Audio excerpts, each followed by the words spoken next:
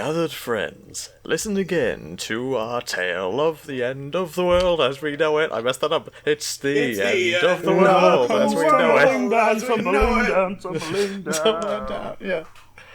Oh, welcome everybody. What the hell is wrong with you people? We're all Fanta now. Yeah, we're all dead. We're all orange liquid.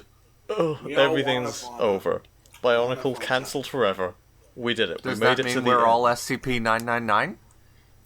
Sure, that one. We are that. And Bionicle is dead forever. Because we got to the end of 2008. It's been a long time coming. There is more story to go on after this, but for now I think this is an excellent place to reflect on how far we've come. Remember back in the day when it was just a few funny robot boys picking up masks on an island? Good times. Good times. Quote-unquote island. Yeah, we'll get into that. But Quote-unquote boys. But On a I think bald first, man's head. But I think first we should probably introduce who we've got here today. I'm of course Chip, as always. We have Levi. Hello. And we have Josie. And we have Liam. Dick and balls. And a couple of guests. Returning is TuragaNuva. You thought you could get rid of me, but I'm back. Yep. And Samuel. You thought you were safe, Toa, but I have returned all the more powerful. But you were never here to begin with. No.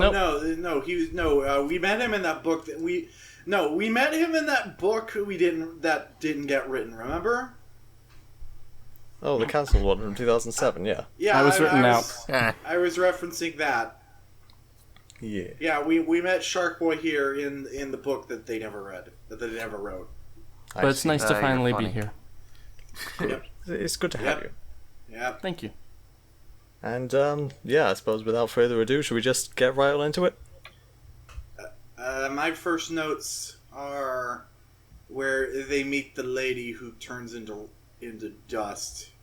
That was a little ways in. Yeah. My first note is the Coley creature of Gawahi. Oh, yeah. Yeah, that's hilarious. TuragaNuva is just like, alright, what are all the words that didn't exist back then? I'm just gonna they don't know. Coley doesn't exist. Because that was invented when the Turaga realized that that everyone's arms We broken. can't They fly threw around on discs anymore. Yeah, they had frisbees, so some of the first Lego pieces I ever broke were Matoran arms. So they didn't have Coley back then. And then they were like, alright, we'll try to play Akalini with this. Oh, our arms are broken. Well, I guess we kick rocks now. I suppose so. But no, where our reading started this time was with good old Voltraz and Mazika. And actually, real quick, my first note is just Mazika is an edgelord. Because, Yes. I don't know, man. Mazika Both is fucking edgelords. always will be an edgelord. Mazika and Voltraz both are just fucking. It's like Cloud and Dark Pit got their own anime. Yeah, they'd be friends. Yeah. They'd be best friends if they didn't hate each other. Pretty much. Yeah. Mazika gets training from the Order of Matanui. They make him into a ruthless killing machine, as per his request. He's a ninja. And he's just a fucking Matoran. He's actually pretty awesome as a character. Oh yeah. Which begs like the question, though. Why is literally every Matoran, except for the Tekoro Guard and Mazika, absolutely useless? And why is the only trick that they seem to have taught him been to very efficiently trip people over? He does that a He's lot, very doesn't he? small. That is the single move that he uses in every combat. He's a let me small put it this boy. way. If you were a midget, what else could you do in combat with big people? I don't know, in a world with fucking doesn't- light rifles. Like, Look, you have every- watched WWE. You've seen Hornswoggle. Every intelligent being in this universe is 3 to 4 times bigger than he is, at least. So what else is he gonna do? Use a slingshot to take Goliath down? That's not gonna work. He doesn't have a slingshot. He just have a sword, and it might as well just be like a little dagger. Don't have a maha, man. I mean, what's he gonna do? Is he gonna poke the? Is he gonna poke them? It's like poke, poke, poke. You're I would poking expect my him little to at toy least sword. know something to dispatch his enemies that's a little more final than making them horizontal for a few seconds. I mean, he uses kind of like a jujitsu kind of thing on them with, like, I don't know, he flips them over and uses their weight against them. And hides in the shadows. He like does a ninja. more stuff. He does more stuff. It just happens to be that tripping people is how he usually starts kicking their asses. I guess. That's just the warning sign. Or that poor unfortunate Nynra ghost who is just like, hey, yeah, you want your mask back? Yeah, fucking no, go die. Yeah. Yeah. They don't die without their masks. They just They lose will eventually. consciousness. Oh, They it's never wake up broken. until they get another one. Yeah. Yeah, so, I wonder what you'd call that. Dead. Fatality. so, yeah, Mazeka... Babality. Yeah, Mazeka busts into an Iron Matoran's house, and he says, "Hey, tell me where Voltraz is. I know you fixed up his ride. Where did he go?" I don't know what you're talking about. Just because Yes, you do. Shut up. Just because there's such a thing as receipts, and you definitely know that the guy. I don't know what you're talking about. Yeah. What if I just crushed your mask beneath my feet? Oh, well, okay, I'll tell you. Okay, crushing it anyway. Yeah, these things are a lot more fragile than I thought. Yeah, you'd think it wouldn't be very easy to crush a thick metal mask beneath your feet, Especially but because, like, you'd think the guys that make weapons and stuff might have, like, worked on their masks or have better masks or something. Not like cheapo stuff. Well, how's he supposed to Or work on have his mask? weapons. How's he supposed to work on his own mask? Think of that, smarty pants.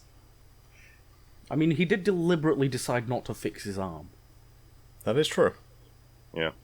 What's he gonna do? Not wear another mask, so he always remembers that time when he was unconscious. This guy's got to rethink his life if he ever wakes up. My headcanon is that this particular Ninra ghost was just kind of a bit wimpy, because he wasn't even, willing to experiment on himself to fix it. I suppose so. My headcanon is that all of this is really stupid, and Mazeka he's just Pretty going good around one. being edgy. Like, okay, here's something that I noticed and really don't understand why it is a thing. Mazeka already has a swamp strider when he's not even in the swamp yet. And why do they call it a swamp strider when it hovers over the swamp? Yes, it doesn't even go in the swamp. Why when did it they was even built, give it legs like, when we it have hovers? the flashbacks. We had the flashbacks from the last recording when the Toamata are first created, and they encountered Toa Helrix building this thing 100,000 years ago, and Why? she named it the Swamp Strider. Okay, well, that answers why When it's the called that. area that it was made to traverse wasn't even a swamp. And they they could gave have it- no idea that it would ever be one. They gave it legs, but its mode of moving is magnets on the very tips of those legs. It's the equivalent of putting roller skates on the bottom of an AT-AT. Or legs on a bird, or putting That legs sounds on like a great idea. Or what about putting legs on a bird? I take your point. Fair enough, I guess. But yeah. So he finds out from the Fematoran, the Ninra ghost, that Voltraz has gone to the core of the universe. And the now he's gonna, planet core. yes, and now he's going to go find out how to get in there. Meanwhile, back on Metro Nui, the Toamari have just been sort of twiddling their thumbs ever since everybody else I left. forgot to write in my notes. Did the guy not know where that was, or did Mazika purposely is like, all right, I'll figure out where that is later. Fuck your mask. I don't know. Probably could have pressed him a little bit harder to find out what the core of the universe is. I think the guy said he didn't really know. Voltraz had just made some mention of something called that. Yeah.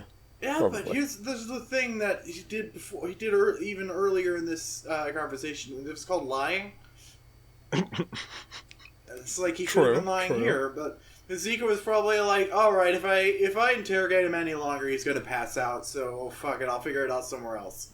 But if he lied, he might crush his mask. Oh, he was going to anyway. No, how could he? He's a Matoran, he's a good boy, he'd never lie. Torture doesn't work. Torture doesn't work as an interrogation mechanism. Well, I mean, yeah. Anyway, Moving on. Back on Metro Nui. You got the Toamari. We got this glass-looking gal who looks like a vortex but isn't a vortex. What's going on there? We later find out her name is Jomak, which doesn't sound like a girl's name to me, but I don't know, it's Bionicle. It's weird. I have in my notes that the Mari acknowledge that they think she's a vortex, but then decide that she isn't because that she's something they've never seen before. This seems They have also never seen a vortex. They've never seen a vortex. Why would they know this? Why would they know this? I think pretty much everyone else has at least seen Rudaka except these guys. Yeah. Like, they didn't even see her they didn't even see her before their memories got wiped out. They wouldn't know. Yeah. What the That also begs the question. This is like an overall plot thing that bugs me, but they're bringing back these characters from like 2005. What has Rudaka been doing this entire time for the last 10,000 years in complete obscurity, only to come back to be relevant again? Well, she got locked up by the Order at some point before Federation of Fear. Yeah. So. Yeah, well, that happened... Well, no, we saw her before that. She was hanging out on Zia. She was just, like, being there. Okay. And the Steltians couldn't find her there, why? I guess they didn't care that much? Craig, They certainly cared when they wanted, like, a bounty on her head or something for killing Sidorak. Greg Maybe it's just one of those things where you don't care that much until someone reminds you and you're like, oh yeah, that was a thing. Greg is really not good at time. Isn't Stelt like one of those communal hubs of the universe where just a bunch of random folks will just start spreading rumors, and it's the hive of scum and villainy, yada yada. And Stelt is Ancap Paradise. I mean, apparently, since everyone keeps confusing Vortex, she could have been there without anyone seeing. I suppose. Maybe. So not only are all Vortex no gender dimorphism, they also all just look like Rudaka completely. Well, that one boat shop guy immediately recognized her face, so I don't know about that. True. What if just every member of Sidorak species, just when they see a vortex, they stab them to death? It's like, yeah, it's Rudaka! Stab! Oh, no, wait, no, it's not! Oops. I could see it. I mean, lots of beings know what Rudaka looks like, and there is a bounty on her head, so... Yeah. But anyway. Back to someone who's... And I'm sure they all have pin-up posters of her. I'm sure. They But yeah, probably just carved her face in every house. back to someone who's not Rudaka. We're talking about Jomak, right? And she gives the Toamari the spider summoning square. And she's like, hey, take this to Artidax, bitch. Nothing bad's gonna happen. Nothing bad will happen at all. Except for everything, but we're not going to tell you that part. Yeah, and so the Toamari are like, okay, how about some of us go do that, and the others don't, just in case. And then some of them go to do that, and then Jomak shows up again and knocks out the other two because she was really hoping they'd all go. Yep. Yeah, Huki and Kongu get left behind, and Jomak just comes in and knocks them out, as you do. Anyway, the others of them, they do go to Artidax. They get there relatively quickly, it seems, and they find who else on this island but Takadox. Good old Takadox, remember him? He's still in the story. And is he still a snake? Because, I thought he was supposed to not be on land. Yeah, he's... That's the He thing. has a water helmet. He's He wearing has an the underwater helmet, inverse. and he takes a boat out of there. He's wearing the water helmet from. Yeah, He's it's Tagadox. because- Reverse sandy cheeks. So the Tagadox, why do so, you need a boat? So Tagadox and the Toomari, they are very reluctant to go swimming, even though they're good at it. Like Takadox was none the of one them... that was originally supposed to be in the water. No, that was- Ilek was. Oh, right. I thought he green was like a one. manta ray. But Well, that's Takadox didn't get Mantax. transferred back, did he? No, No. Tagadox No. is still an underwater breather, and he has been for the last 1,000 years. You'd think he'd be more comfortable in the water. No, I don't want to see, get my toes wet no more. Oh, no. Yeah, so He hasn't like got toes. apparently, Claws, the, then. apparently He hasn't the got ocean. claws. He's all snake. So like they don't go into detail about what is wrong with the ocean around Ardedax. They just don't want to go swimming in it. I guess. How does a snake use a boat? Oh no, Frank. He has limbs. Mantis shrimp. Mantis Asking the shrimp. real questions. You're thinking of Zactan's the one that's a snake now. You Yeah. I thought really they were all mix it. You snakes. really No, the Paraka go became snakes. hardcore mixing these things up. Like you're Oh, thinking fuck. Tagadox I'm is a dumb. snake. You're thinking the Borak or I spiders. forgot Takadox wasn't a Paraka. No, he's Yeah, a Paraka. Tagadox is this one I just posted in the chat. There you go. Yeah. Mantis boy. Help! These Can someone- Polynesian words! Can someone please edit Sandy Cheeks' helmet on top of Takadox? Because I'm looking at my life. I would totally do that, but I think my RAM is broken, so if I try to do anything, something might break. I'll do that I'll later. do it then. later. Yeah. I'll okay. do that later. You know, I do have sympathy for you, Levi. I imagine if the toys didn't come out and we just had the books to go on, I'd forget all of them as well. But I've actually having the been toys growing considering up and adding having their some names sort- plastered all over it, it really helps you remember. I've Yeah, been bear in mind, considering I adding still some can't kind of, even like- picture the Toa. I still can't see them in my head when I think of them. Even after enough. reading the comics? Even after, like, I can't do it for normal people, so with toys it's like, so... Well, it's you'll be terrible. happy. You'll be happy to know that that at least the Core 6 Toa can now wear adaptive armor, so they can look like whatever you want them to look like. Yeah, but yeah, I've been considering that's like the opposite of helpful. adding to this just like a visual like reference at the beginning of each like new character introduction or something of like their set. I'm not sure how to elegantly do it, but I was thinking it might help people like Levi who've never read any of So- this and don't know what anybody looks like. So yeah, Tagadox takes their boat, leaves them stranded on the island using his hypnosis magic, and all the spiders are coming for them, and also the volcano is erupting. Yep. Apparently, Kapaka and Tahu either missed this one or they were specifically told not to plug this one. Yeah, I'm a little unclear on that. Like, I'm pretty sure they were told to stop the volcanoes from erupting, except this one. Maybe it's like no, you're talking about completely different islands. No, it was this island. What? Yeah, I thought that was Ardedax Miserex's island. this is Miserex's island, Ardedax is in the southern place. isn't it? Wait, Yeah, where the legs Artedax are. is Miserex's island, yeah. Yeah. yeah, because that's why Takadox is there. Yeah. Wait, no, didn't Tagadox take a boat off of Miserex's island? Yeah, he just did. Just No, now. no, I mean like in the last part of the book. Uh, Like, when all the others were there, he took their boat and left. maybe I it think broke. Right. no, he caused like a cave in that stuck them in there. Did we And see him also take a took their boat boat. away? Oh, Yeah. Well, He crashed again. He's just very bad with his snake arms.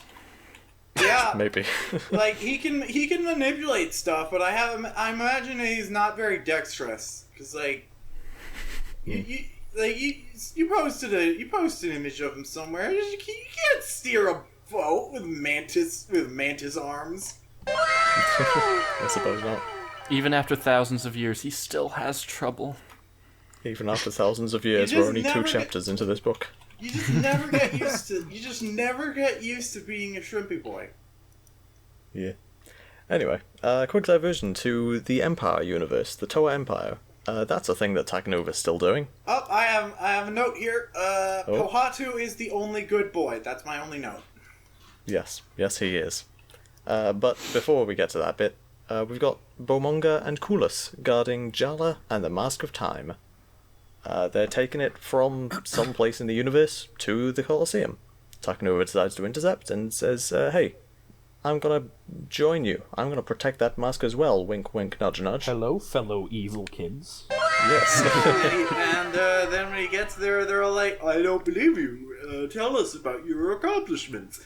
And then he just rattles off a series of words that he knows definitely didn't exist before. And they immediately believe him. And they immediately believe him. Well, I don't know any of those words, but so that must be accurate. Even though he makes a major slip-up when they ask him, oh, you know, why did, whatever her name was, send you to help us? And he's like, oh, because a big evil guy called Brutaka is gonna steal the mask. And then Bomonga's like, yeah, I killed that guy, like, ages ago. I mean, they're probably experienced enough to know that, A, maybe they fucked up and he's not dead, or B, it could have been a Brutaka from an alternate universe. He kind of Head nailed to a wall underground is pretty dead. He kind of... No, not head, mask. I suppose. But yeah, it could... But, like, it's the mask of interdimensional gates. Which... Does anybody know about that, though? Other than, like, I'm fairly certain that they must have encountered at least one other Brutaka at some point. And they're like, hey, look at me! I watch Jaws! Want to talk about Jaws? The hell are you on about? Brutaka made a Jaws reference. Yeah. Brutaka and Vizon have both seen the movie Jaws. Later on in today's chapters, Voltraz apparently has seen Wizard of Oz. Yep. Yeah. Honestly, it makes that was perfect annoying. sense. Honestly, it makes perfect sense. I suppose. Brutaka can go to other places and see anything. He probably came to Earth and like, these people have carvings that move. This movie about the shark is kind of neat. I mean, you get stuck guarding a mask that's stuck in a volcano with no one coming to take it for thousands of years, you get pretty bored. Yeah, he's probably got his own DVD collection, and Vizon is Deadpool, so he probably just hallucinates and sees movies in his mind that just happen to be accurate to something, and Voltraz apparently just lives at Destral, and apparently Destral, there's the Makuta that just operates a fortress. He wears a mask he wears the Olmec also, Mask of Dimensional Gates. He probably also has a DVD collection, just stocks the rec room with classic movies. Just like, hey, I got these from a universe where everyone is squishy. Yeah. They're real cool. They're real cool. I like this movie about the lady who drops a house on another lady and she's a real bitch, and they were flying monkeys. What are monkeys? I don't know. They were cut from the game. And then another Makuta comes in and says, "Hey guys, there's this anime called Gundam. You should check it out." What the fuck? And What the fuck is an anime? I'll tell you what's anime. Krika. Krika's a real anime villain if I ever saw one. He's creepy. I don't even know if he counts as a villain. Yeah. He's more of a... Well, he's an anti-villain, I suppose. You could call him. I love him. Yeah. He's cool. And he's saying to Tahu, you know, boy, even if you win, you lose. That's all I'm gonna say. And Onua, he's, battling some boys. He's like, you know what? I want a world without Makuta. Oh, how close to the truth you really are. Yep. Oh my god. Then what have we got? We got the... Oh yes, the Makuta. They're gonna blow up the Kodrax. No they're not, because they would have done that already. Yeah. And then Ikarak decides, actually, we are going to blow it up. Yeah. And so the Makuta and the Toa, they go in for a big old final battle. Everybody's there. All the TuragaNuva, all the Makuta and Kardanui, they're all just going at it. Great. Then we smash cut to the Shadowed One, doing his thing. He's bored, he's on Zaya. He's just wandering around, seeing if there's anything to do, and he finds a Vortex fiddling around with a little box, and he's like, oh boy, what's in that box there? The Vortex is like, oh, nothing. And he's like, yeah, okay, sure, I kill you. Look in the box. So what's inside the box? It's a MacGuffin. Oh, I like the MacGuffin. And then he kills the fuckboy.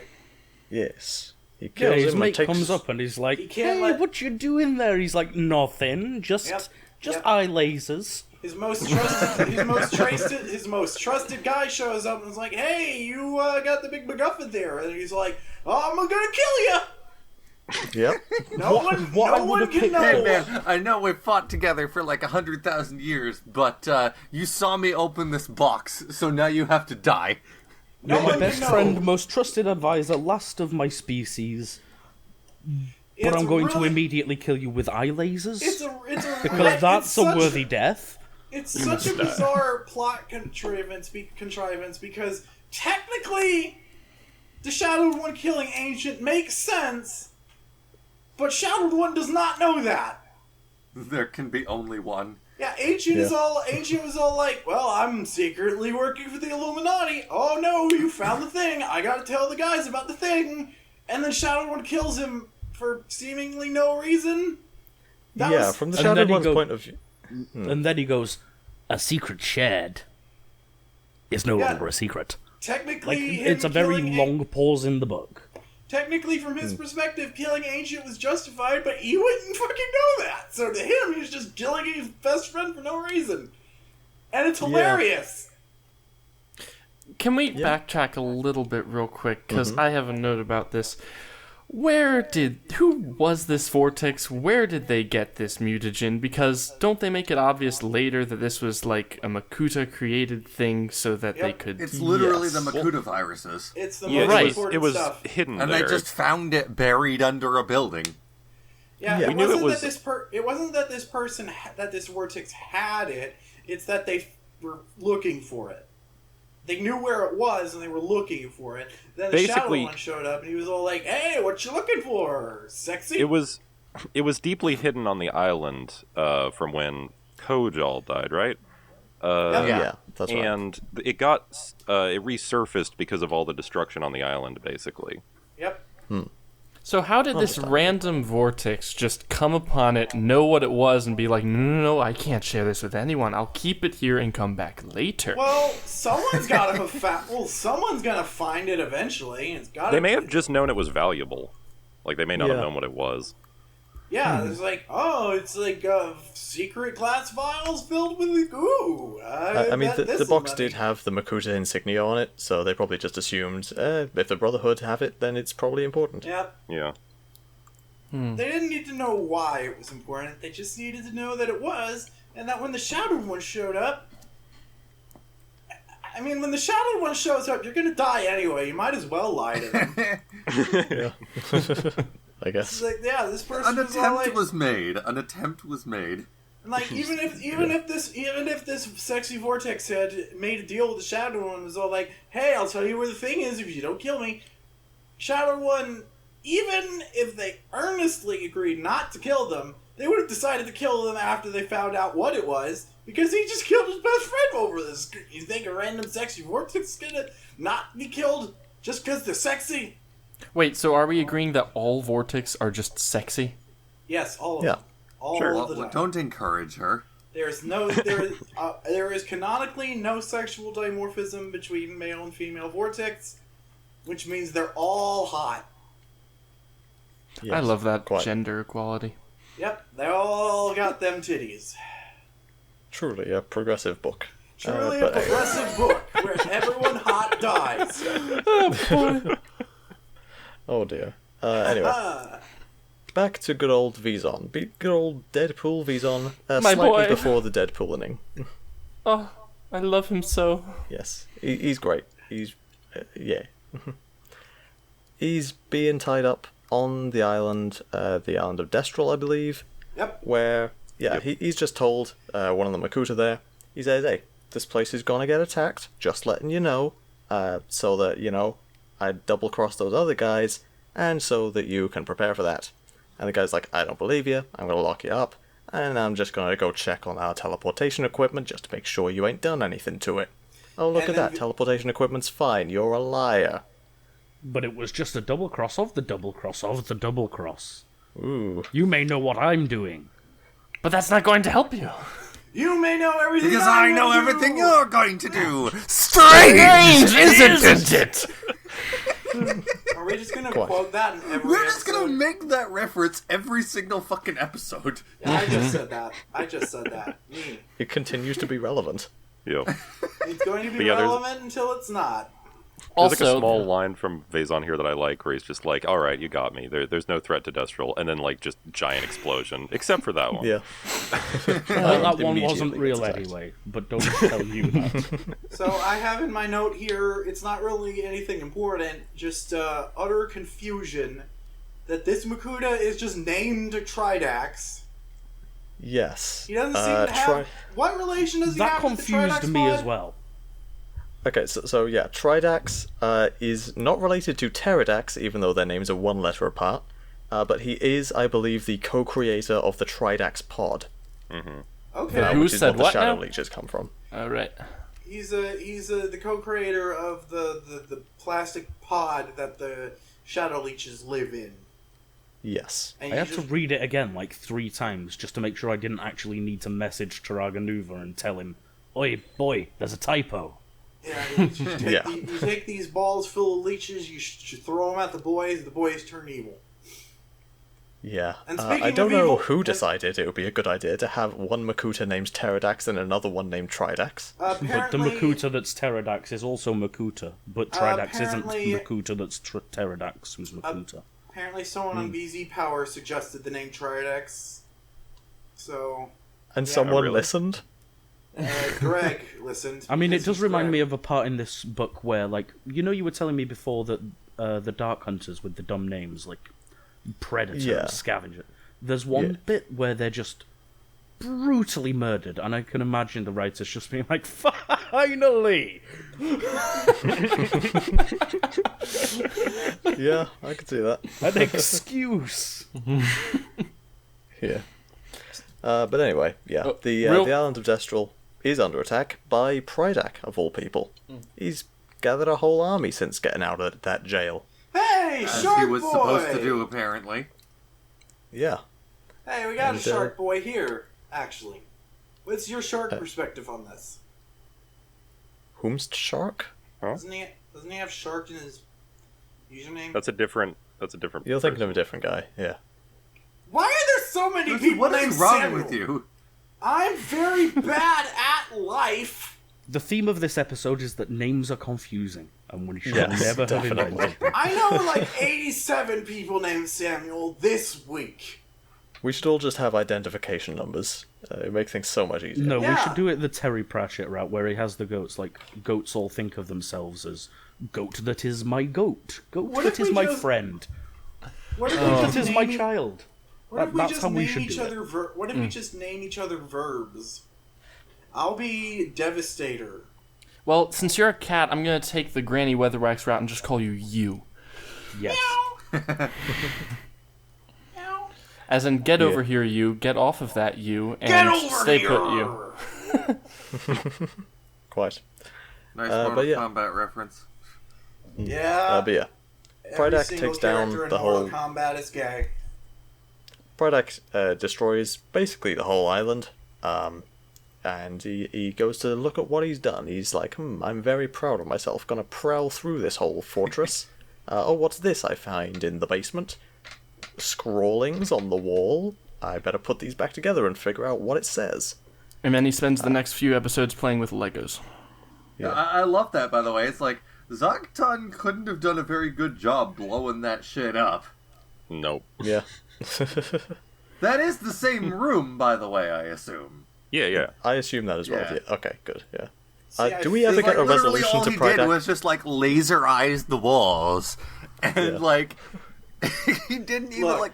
He had the power to just melt the entire thing to slag if he wanted to, but Look, he didn't. Liam, Zaktan's the most competent of the Baraka. That doesn't mean he's very good. Yeah, this is 'cause- true. This yeah. is true. Question: did we ever get any resolution to Prydak finding this? Because the book So, ends and we don't Not see him from again. what I've There seen is so there is far. a follow up There is a follow-up scene to this in the reading we did where, like, the other Baraki are talking to the Shadowed One about it. But beyond that, it doesn't go anywhere. Okay. Fair enough, I guess. Was Prydak not amongst the ones that approached the Shadowed One? He was not, but they were talking to him about stuff that he found out here. Right, Gotcha. okay. Cool. Anyway, back to the Toa Empire universe. Here we go. So they're walking through Kazani, all chilling, being neat. And they're talking about cool. Yes, trust me, there's more of that later. But anyway, they're talking about how Brutaka's dead, and, you know, the mask is in the Colosseum, and everybody knows that. Don't know why I'm telling you, TuragaNuva. You should know this already. Meanwhile, Lezovic just crashes in on everyone, and straight up kills the other Toa. You know, Oculus and the other one. Get used to that, by the way. Oh, yeah. Yeah. You showed me your notes earlier this week. You have a fucking chart of who's got brutally murdered in the upcoming scenes. Yeah, apparently Toa are really easy to kill in spin-offs of the Prime Universe. Yeah. Well, when it's Toa versus I mean, Toa, if the of course. Paraka are to be believed, they're easy to kill regardless. Well, What do you mean Prime Universe? I thought a universe was a fucking robot. We'll get to that. Oh, here we go.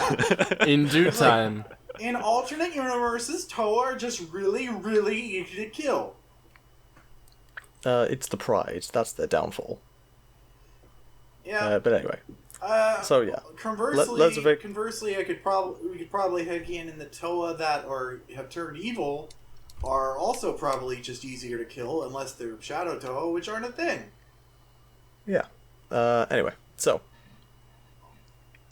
Lezovic, he crashes in, he kills those guys, and he says to TuragaNuva, "Hey, I just realized you're one of the good ones. I'm one of the good ones. Let's go talk to some more of the good ones. Maybe we can make things good here in this universe."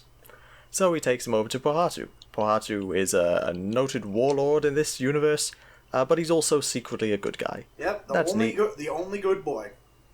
Not the only good boy. There's like one or two others, maybe. And they're back on Metro Nui by this point. Including Pterodax. Of the Toa Mata, Pohatu is the only good boy. Yes. Of the Tomata, yes. I'm not sure if we ever see Lewa, actually. Maybe he No, died. actually, I don't think we do. I think Lewa died. Probably.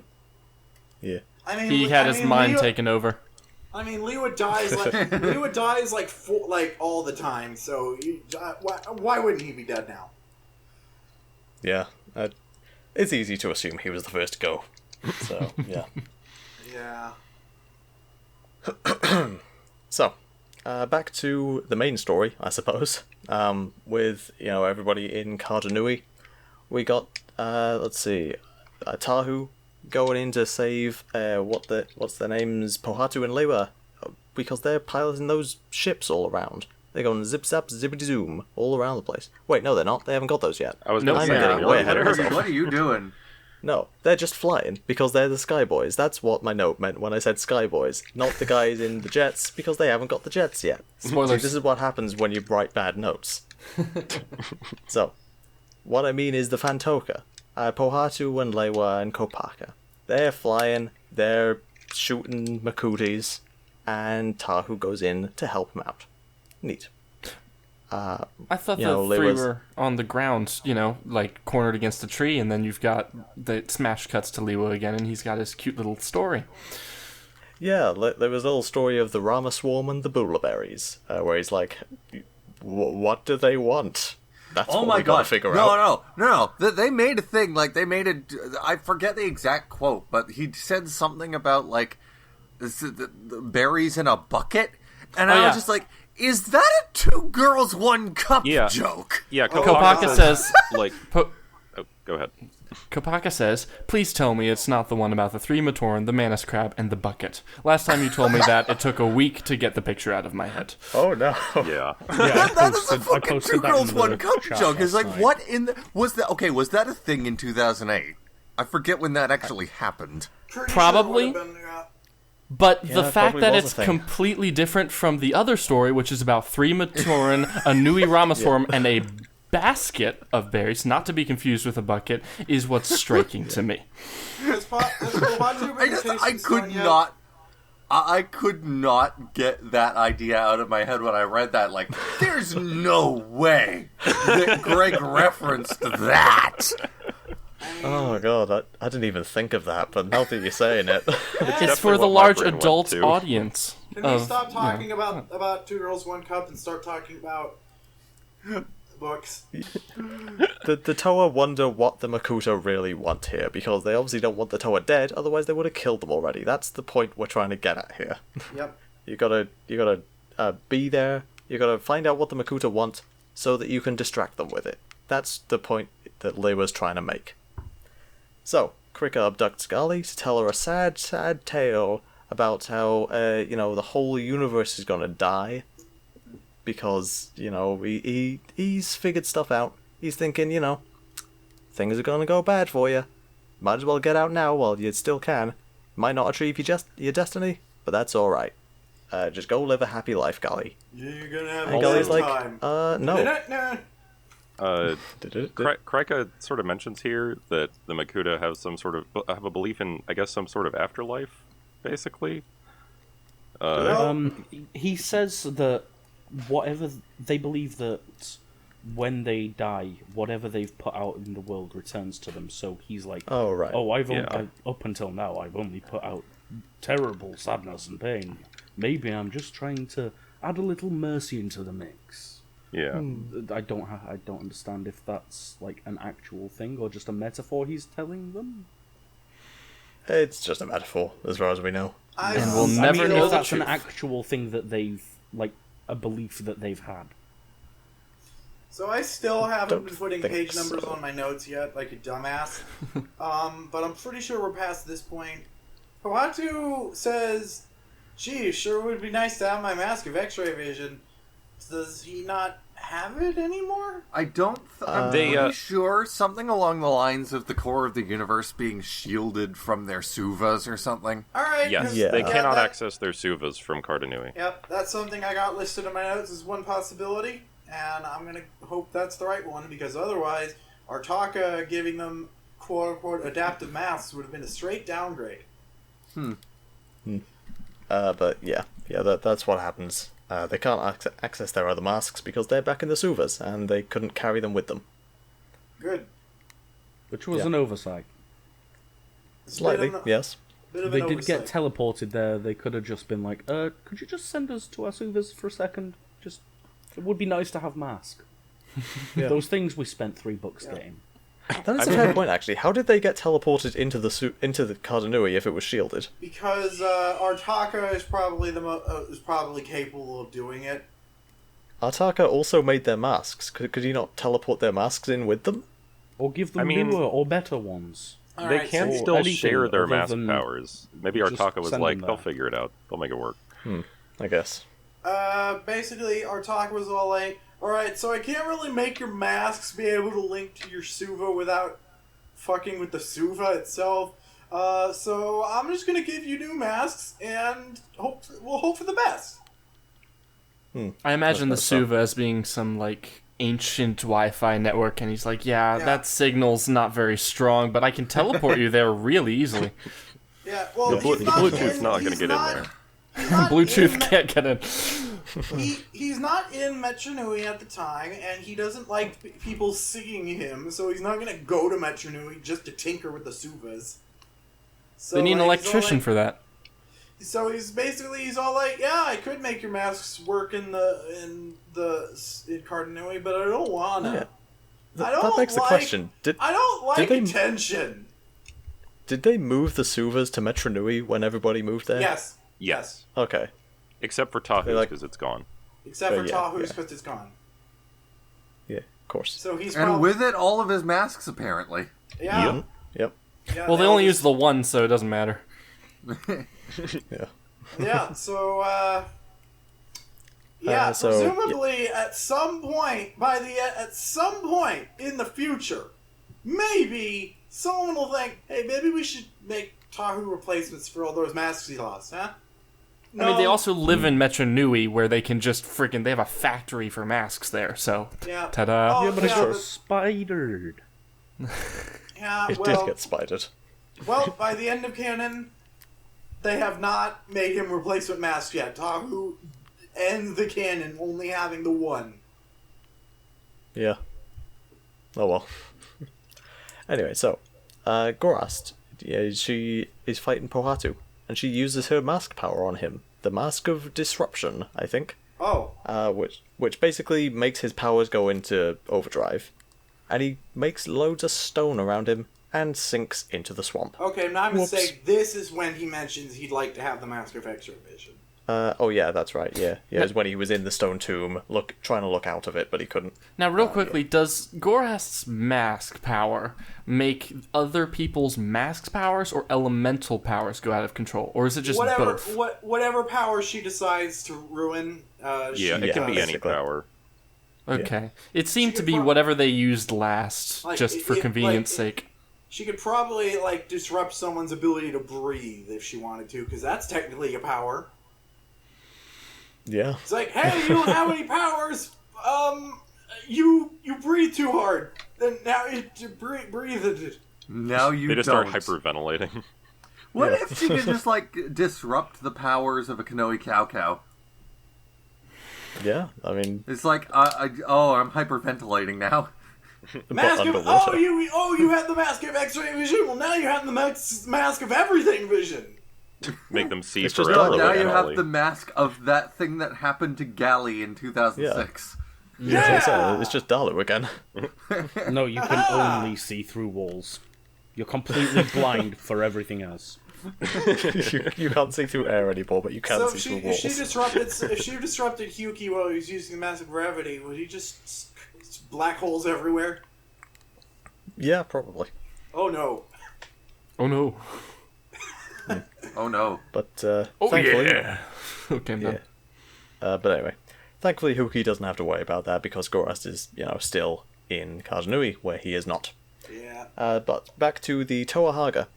They've, last we saw, they went under the Colosseum to look for Pterodax. They've got Zaktan with them, and so they're just going through the caves, looking for him, trying to find out where he's at. Then they get magnetized to the walls. Oh, real quick before this, Yeah?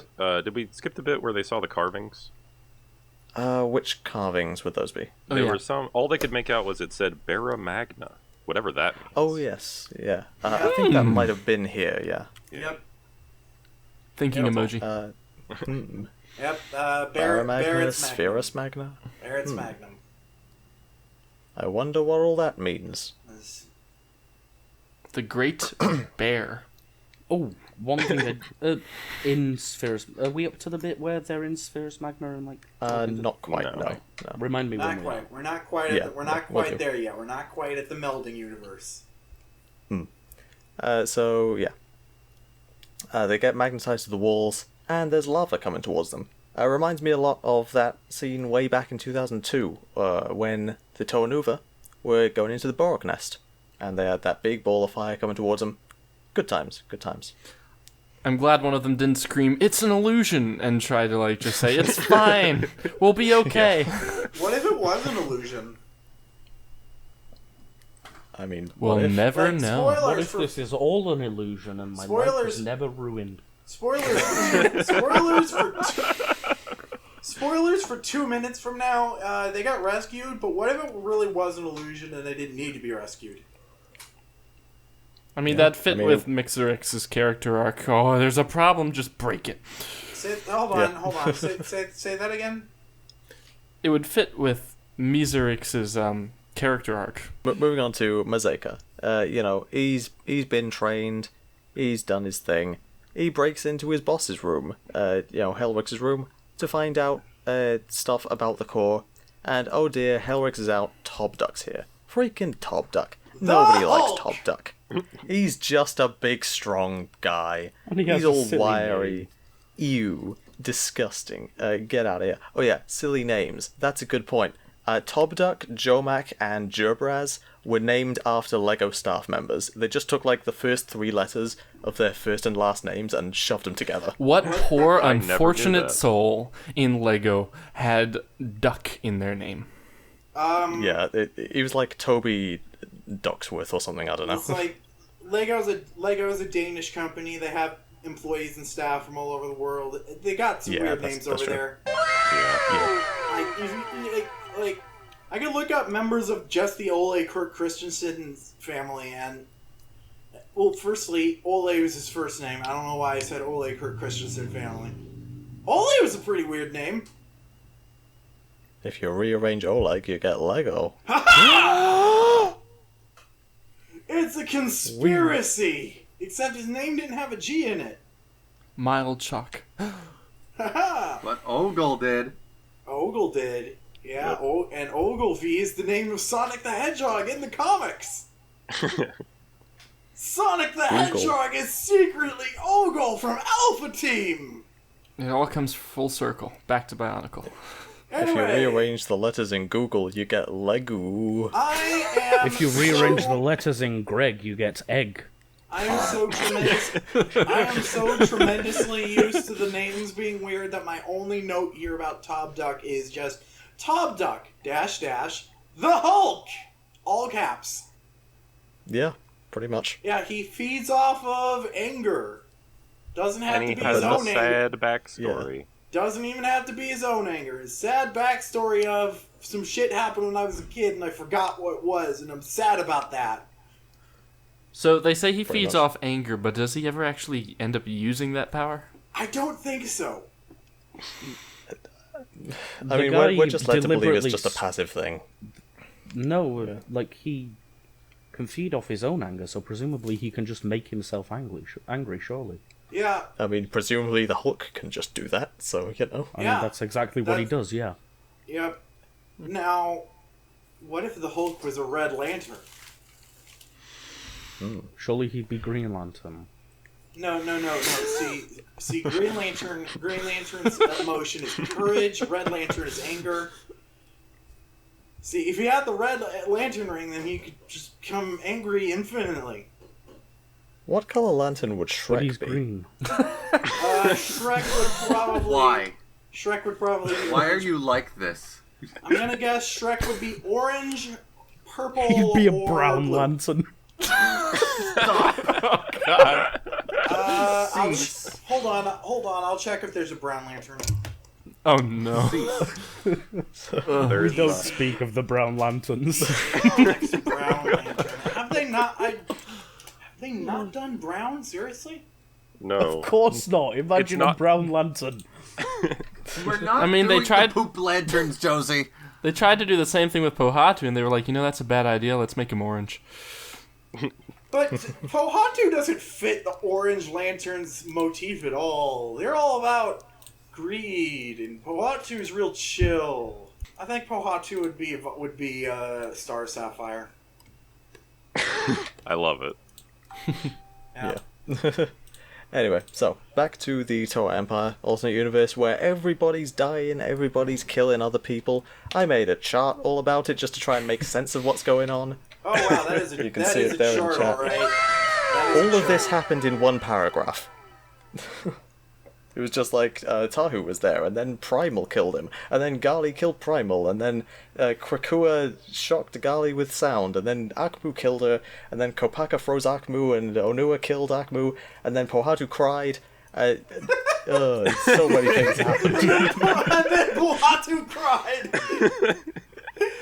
Yeah, because Gali died. Yeah. I How's he actually gonna think it. Try not to cry. Cry a lot. How's he gonna get Yeah. laid now that his sister's dead? His evil sister. I did get kind of sad there, because, yeah, even though she is, like, on the other side, he, like, tries to cry out to be like, hey, maybe don't kill her, and then it happens. Could you Yeah. don't? Could you don't? you maybe I don't? see you being evil over there. Could you don't? Yeah. But anyway, a whole lot of that happens. Hold on. I like the sentence. Darkness will lead the way. It is a very good sentence. Yeah. It's Uh, literal in this case. Yep. There's a dark Yeah, hunter it took named me until the Darkness. next sentence to realise that they were talking about the guy called Yep. Darkness, Yeah, not the same here. metaphysical concept of darkness. Yep. Yep, it's great. Yeah. Yeah, they have a dark hunter named Darkness. It's fucking great. So yeah, Darkness, the guy who turns into shadows, I guess. That's a thing. But he's not the leads shadowed way. one. He's not the shadowed one. He is the enshadowed one, perhaps, but not Good the shadowed job, one. Greg! Good job! The edge of this room is just suffocating. You're gonna cut yourself on that edge. But anyway. So yes, TuragaNuva follows Darkness into the stronghold, the Colosseum. Darkness Gets in will there. lead the way. Great. I think Darkness dies at some point. I can't remember how. But the point is, TuragaNuva gets into the chamber with Tuyet, and he's like, "Hey, Tuyet, I'm here." And she's all, let's get like, stuff I know rich. who you are, except I don't. I lied. I figured it out, though. You want this mask to go places. I don't want you to go places, so I got it. Yeah, pretty much. I think Darkness, didn't he just get, like, waterboarded to death or something? Like, didn't she just, like, blast him with water? I can't remember. He Yeah, drowned something on the like wall. that. She probably Yeah. kills a lot of people through waterboarding. Yeah, I mean, she was an extremely powerful toe of water, so probably. Yep. Anyway, before we get to their final showdown, I guess, back to the main universe. We got Krika and Gali. Oh yeah, before Gali leaves Krika alone to cry about what he's done, he gives her a tablet of transit. He's like, "Hey, take this. Wherever you go, the Makuta ain't gonna kill you. Just hold on to it."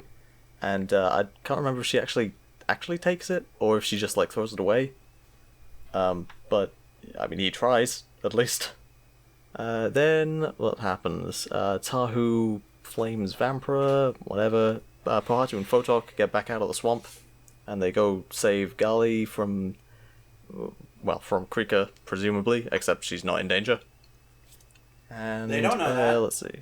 Well, that's true. Yeah. For all they know, Krika just kidnapped her. And TuragaNuva is also there. No, TuragaNuva's not here yet. Timeline's weird. Timeline's weird. A lot of these chapters following forward seem to be very confusing because Greg describes in excruciating detail the vies for power just over the swamp and how it seesaws back and forth with one move and the other. There's a whole lot of fight scene going on. Mm-hmm. Not a lot gets accomplished during it, though. Speaking of not accomplishing much, Ignika, he's just been standing around watching Icarax this whole time. Yeah, he's just babysitting Icarax. Apparently he would have killed Icarax by now, but he doesn't see the most powerful Makuta as a threat. That's just hilariously insulting. And Icarax is like, "Hey, I got a secret about that mask you're wearing there, Mask of Life boy. You notice how it's like not gold anymore, it's silver, and it's turning black? Well, when it does turn black, everyone dies. Have fun knowing that." And then Ignika just stops babysitting the baby, and it's all like, "Oh, I gotta tell my friends about that thing I forgot I did." Yeah, pretty much. He's a very good boy. I love him. He just drops what he's doing and goes to hang out with his friends. He's a child. The TuragaNuva is a child. I love him. He still doesn't kill Icarax after finding out this information, which would have saved them a lot of time, to be honest. Yeah. Yeah. He's very stupid, and I love him. Yeah. He is an instant kill switch that doesn't want to kill sometimes, except when he does. He has no problem with killing. He just did not care enough about Icarax to think, maybe I should just kill him. Nah. Yeah. He just does not give a shit about this guy. It's like a child playing with his toys, and he's like, "Oh, this thing wasn't listening to me, so I'll Like, just break if it." this guy were, if he were smarter, if he had been alive for more than a week right now, he could just instantly solve all the problems, kill all the bad guys in the universe, and then wake up the big boy, and then everything fine. Nope, he's an idiot. Yeah. Love Anyway, him. so quick diversion back to the Toa Empire. Our last diversion back to there. In fact, we have the final battle between TuragaNuva and Tuyet. They're going at it, light and shadow versus water. but like really powerful water because she's got the Nui stone. That's the thing. And during the battle, TuragaNuva's like, hey, Tuyet, how about you just like don't? Or why don't you, you got the Mask of Dimensional Gates there. How about you just go to a different universe that maybe wants you? Well, and she's like, oh, okay. Well, what first happens is she's like, I'm winning, all of your tiny rebellion's going to die, and then we hear the marching of drums from outside. The marching of drums. The whole city rising up the against her. drums with legs. Marching across the land. Yeah, I forgot about this bit. But yeah, basically everyone, the battle has been pushed in the good guy's favor, and they're all rising up against Helrix, and she's like, yeah, I could kill you all, but like, rise up. then, yeah, I could kill you all, but then I wouldn't have anyone to rule over. So, maybe I could just go to a different universe. I'll just open up a portal right here. But and then TuragaNuva jumps through the portal. But that's what TuragaNuva was planning on. Yep. That's a plot and a scheme, if ever I've seen one. I guess he tackles her? No. He jumps through the portal and she tries to stop him. Like, she reaches out and grabs his leg. And then she goes from Tuyet to just Tuy. To one yet. Two yet to one yet. Yeah. Oh god.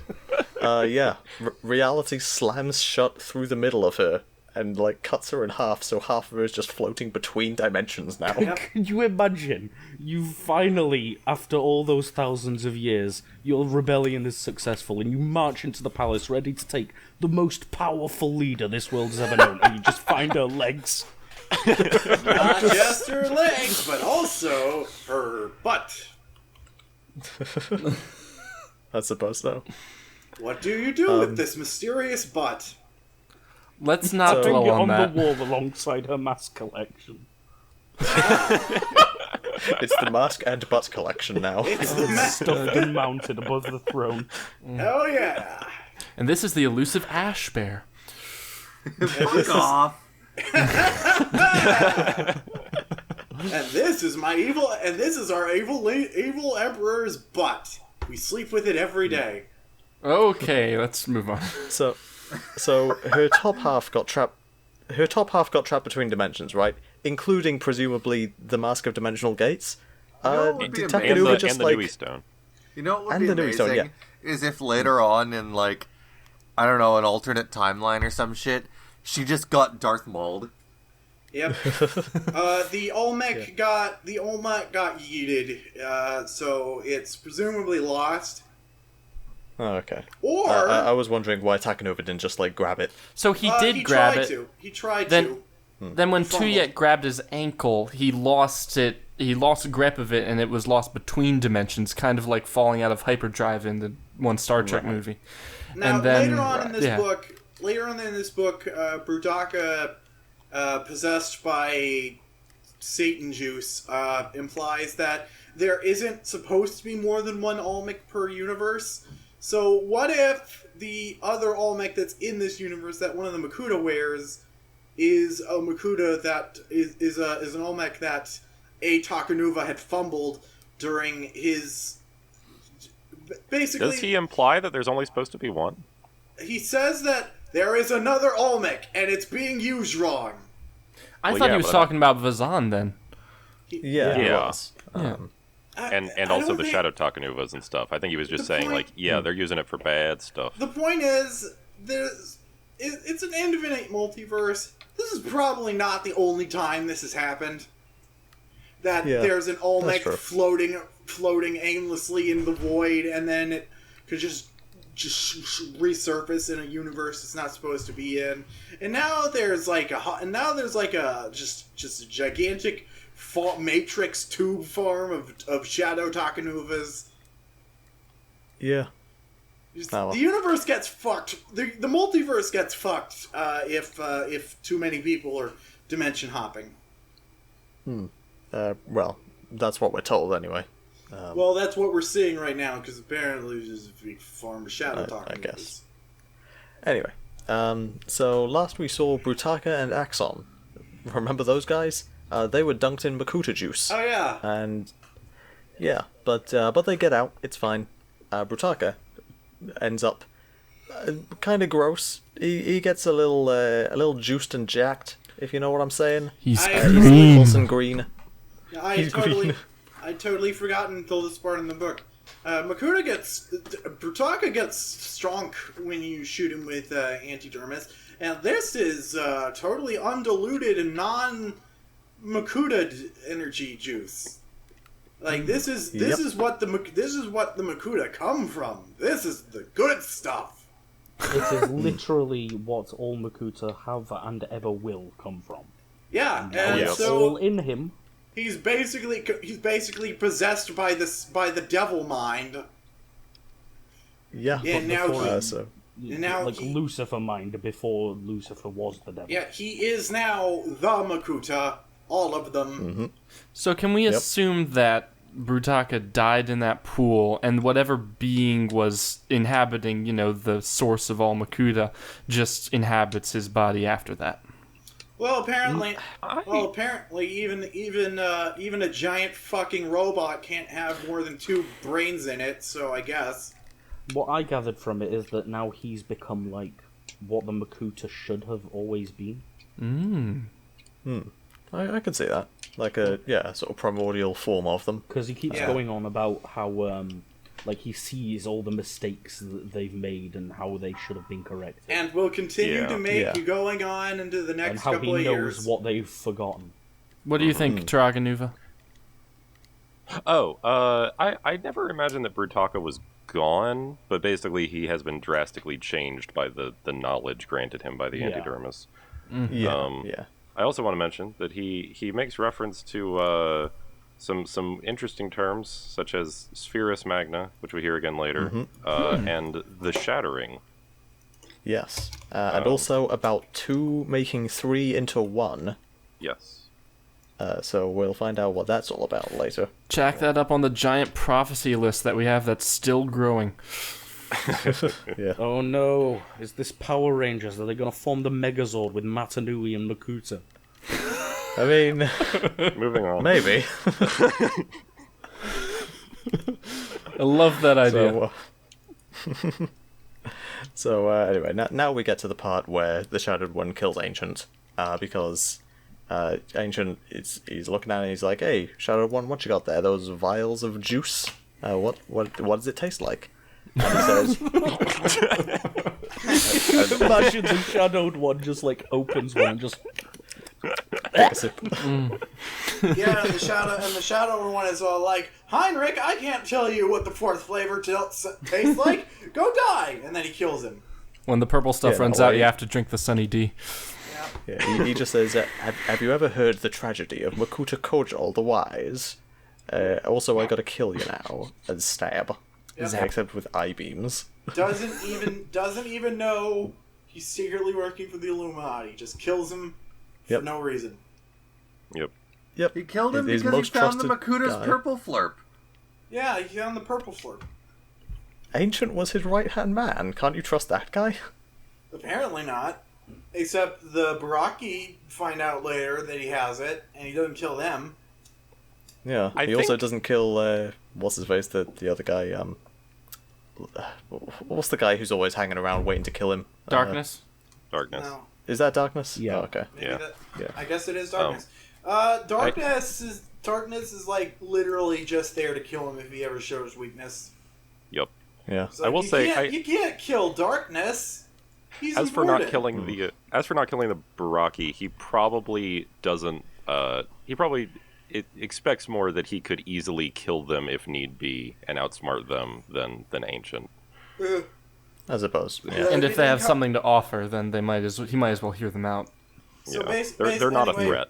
Basically, if Shadowed One kills Darkness, then who's going to kill him if he turns into a pansy? I suppose so. Exactly. You gotta have Darkness. You gotta have a little Darkness in your life. It does sort of imply that Darkness is capable of killing him as well. So, why is Darkness not just already the leader? Darkness doesn't want to be the leader.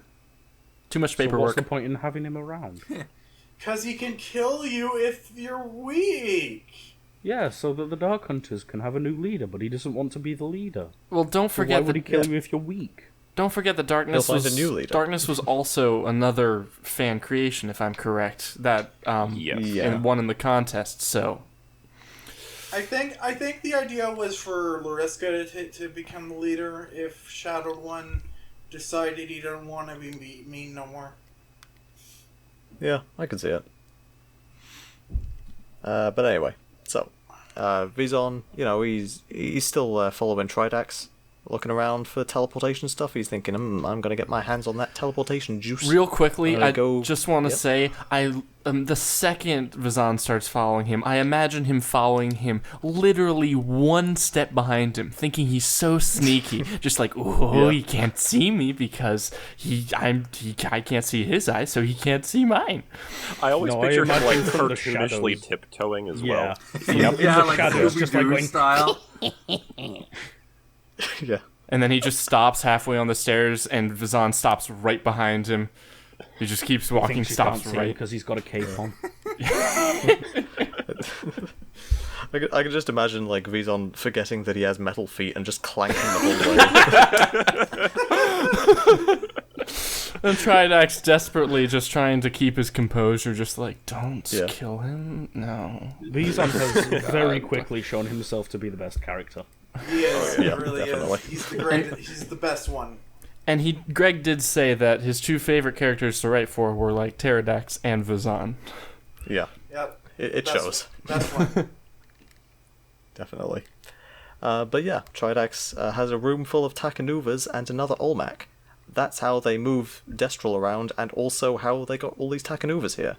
They go to other dimensions and take stuff. Neat. Yep. So they have all these TuragaNuvas in jars, and they're converting them into Shadow Toa. Mm-hmm. Because I guess TuragaNuva is just the only Toa of light that ever exists. Except And Tamla Vizon's that like, one well, I time. could break these, but an army of Toa? I don't want that. An army of Toa to betray me. That sounds pleasant. I mean, part of that episode ends with him with the cliffhanger of, I could do this, and then he just never follows through with it. So I guess him and his little, dog, squirrel mindset was just like, I'll just take this shiny mask. Yeah, Yeah, pretty what's much. Vizon gonna do with an army of Toa? Look at them. I don't know. Seductively. Don't worry, Turducken and Mazika find them and kill them all. Turducken. What's his name? Top Duck. Yeah. That's what I said. Turducken. That's his name from here on out, Turducken. Turducken. Yeah, sure. Tom Duck. Turducken. Same thing. They're the same thing. They come in and immediately kill Tridax, just straight up. No hesitation. Mazika surprisingly does not kill Vizon. I guess he just didn't want to. Yeah, He pities him like a lost puppy. basically Yeah. the only reason everyone in the universe can kill Vizon. But they don't want to because he's just so fun. I guess so. It's great. Yeah. So Maybe Spiria did give Vizon the superpower. He gave him the superpower of likability. yeah. So anyway, speaking of TuragaNuva, we head back to the other one. The main one. He's coming back to the main universe, and he can still fly. By the way, that didn't stop being a thing. He got Makuta virus stuff, and that made him fly. Just in case you forgot that part. Yeah, They talk about it being temporary, but it's not. Yeah. It wears off eventually. Yeah, It wears off eventually, but it's not relevant in here. yeah. It sticks around long enough to be relevant, and then immediately goes away. It sticks around for the arc where everybody can fly, and then it goes away.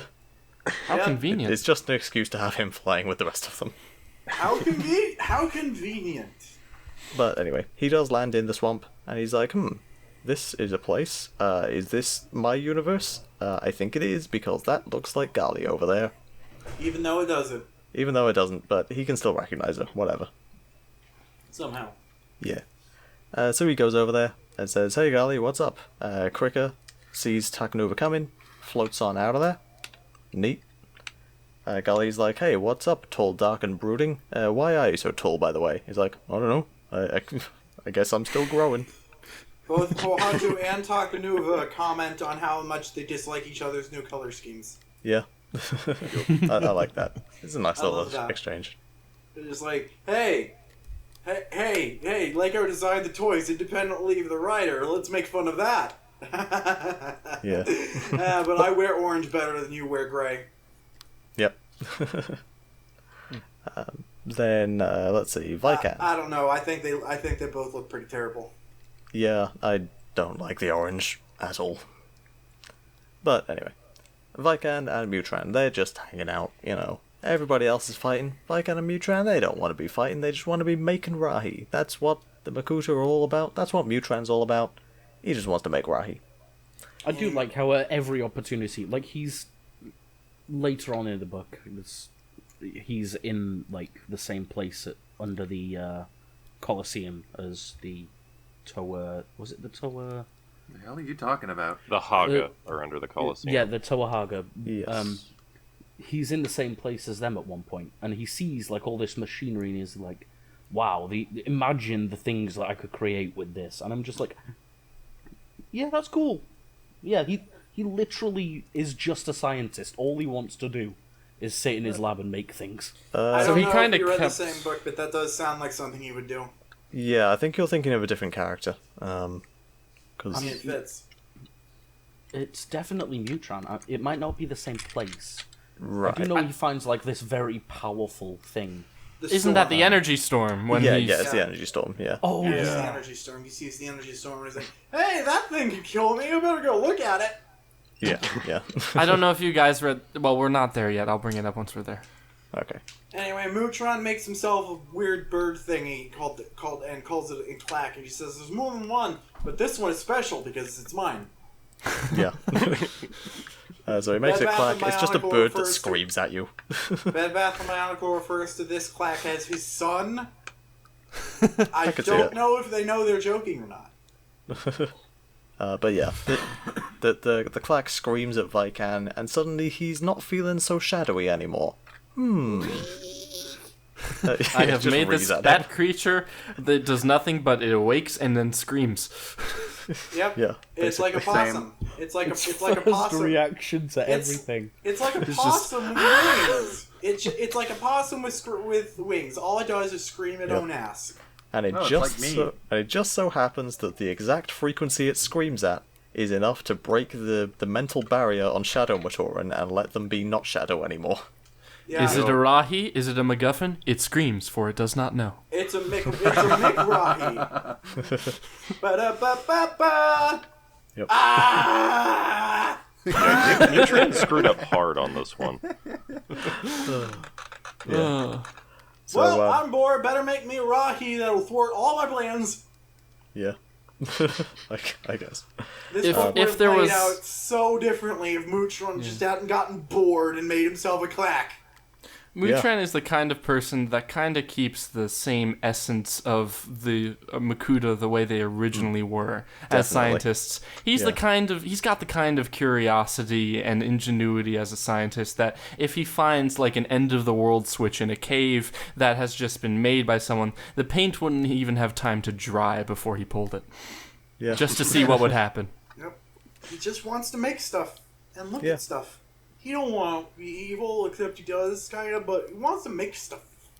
Yeah. He don't He wanna- wants to be evil in so much as it lets him make stuff. Yeah. So that's pretty neat. Anyway, back to TuragaNuva. He's helping Gali and Pohatu out. And they're just, shooting some Nayas-esque. I don't know what Nayas-esque are. Are they like bugs or something? I It's a didn't remember. combiner model that's like a bug thing. Yeah. I think I forgot to look it up. Point is, he shadow blasts some of them, and Pohatu's like, "Now hang on just a dang minute. I thought you was a Toa of light. Why's you a Toa of shadow now?" And yeah, so now they start thinking he's secretly the Makuta of Metrudui. Yeah. Even though he just used light. With just the As well? worst cover ever. God, if I was a Makuta impersonating a Toa, I am doing a bad job right now. I look very evil. Yeah. I am quite Makutery. But luckily, Thankfully, The Gali people still who- has that mental link power from, like, 1,000,000 years ago.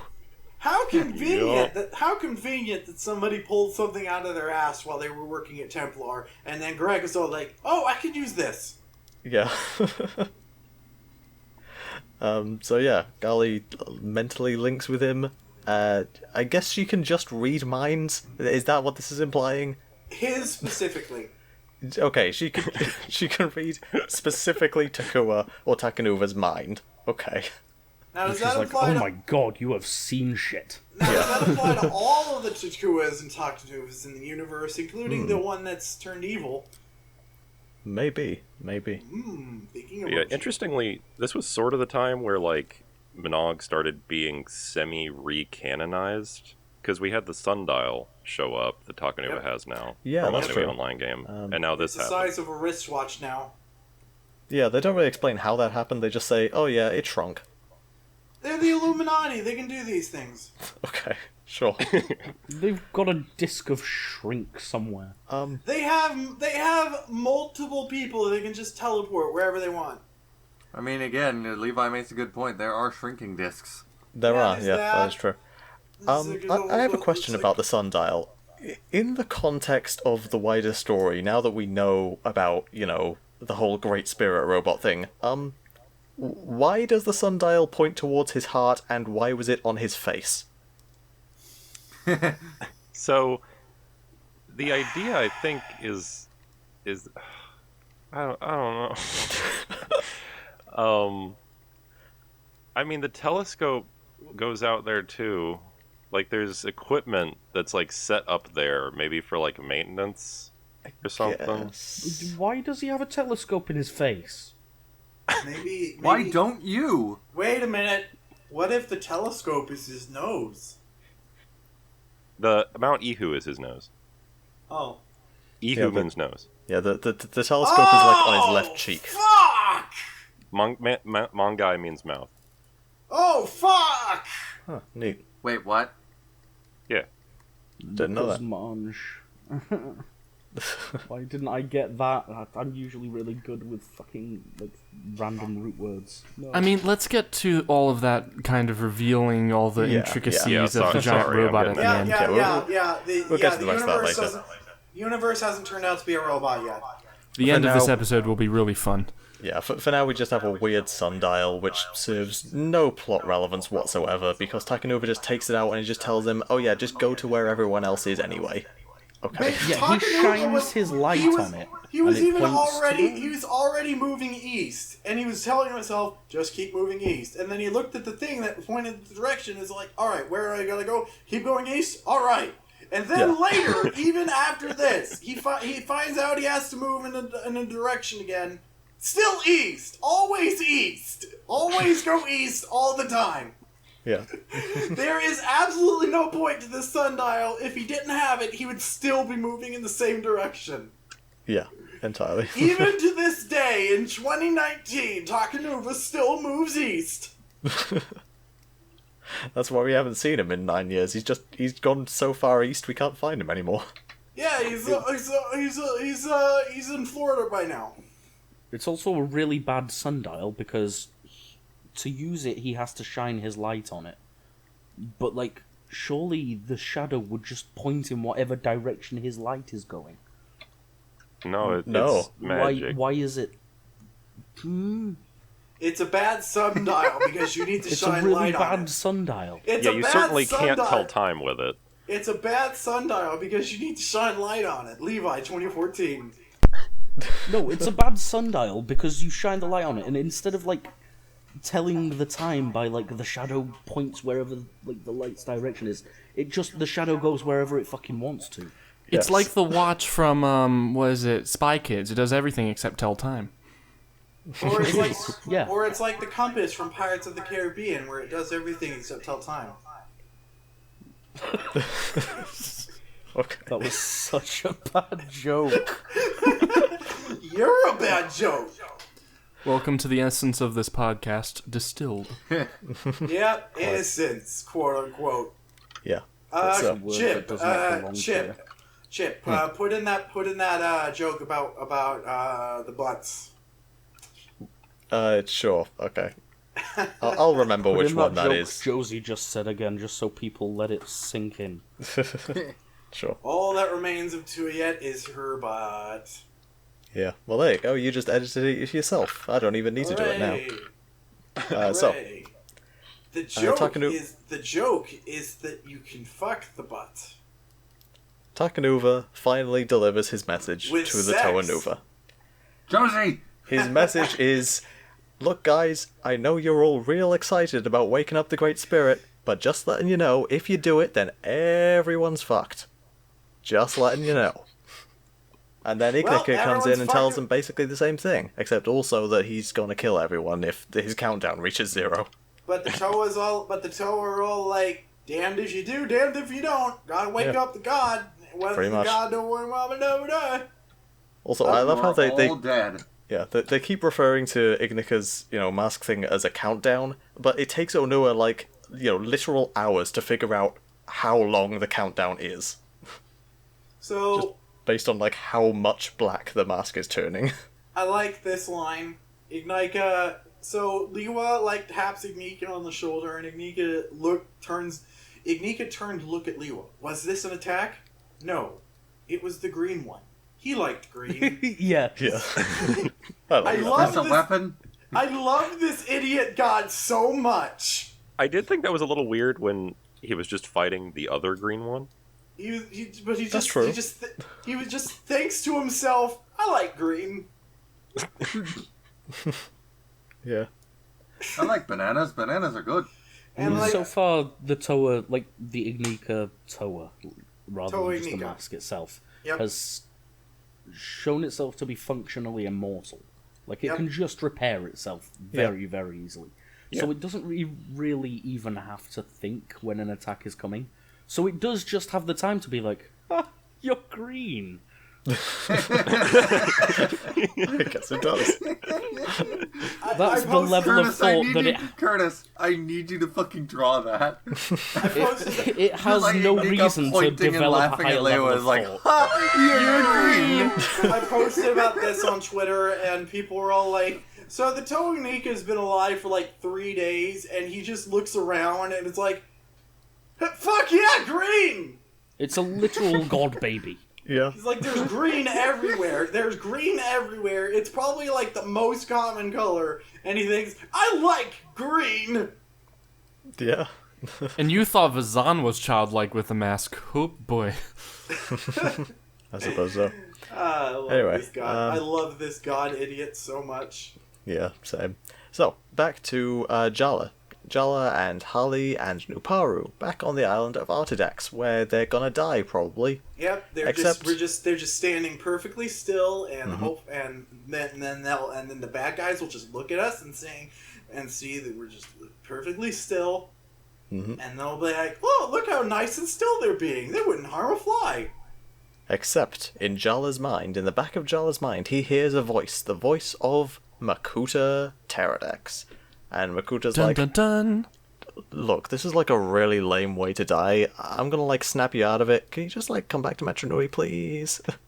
and he does that. I'm And it's real. not suspicious at all. I'm real bored down here underneath the football stadium. Yeah. So he snaps Jala out of it. Jala snaps the other two out of it. They're like, With fire. Yeah. Oh yeah. He flames their faces to get them to wake up. That's pretty much. During this book, by the way, there have been several points at which the Toa have independently worked out and have been directly told by the Makuta that they really, really want them to wake Matanui up, please. Could you just please do that for us? They just Yes. assume the Makuta are lying because they always lie because they're the bad Well, also, guys. if they don't do it, then everybody dies. Yeah. So Basically, if they don't wake up Makuta, everyone will definitely die. If they do wake up Makuta, everyone might die. And it's better to go with that option than the one where everyone definitely does die. Invariably. Yeah. There are no variables. If they don't do this, everyone dead. If they do Everyone this, dead, or everything is Satan. if they well, okay, so at this time they do not have even the slightest idea what Pterodax did or what's going to happen when they do it. They just know there's that he's really psyched for it to happen. Yeah. They just know that it's better than the alternative of just not doing it. Yeah, I do like, Levi, when you were reading the book and you were posting in the chat earlier, sort of doing like a running commentary, and at one point you were just like, I get the impression that this Matanui guy isn't so good. Yeah. For a few books now, I've been thinking, like, in the back of my head, well, I mean, he's a bit of a dick, to be honest.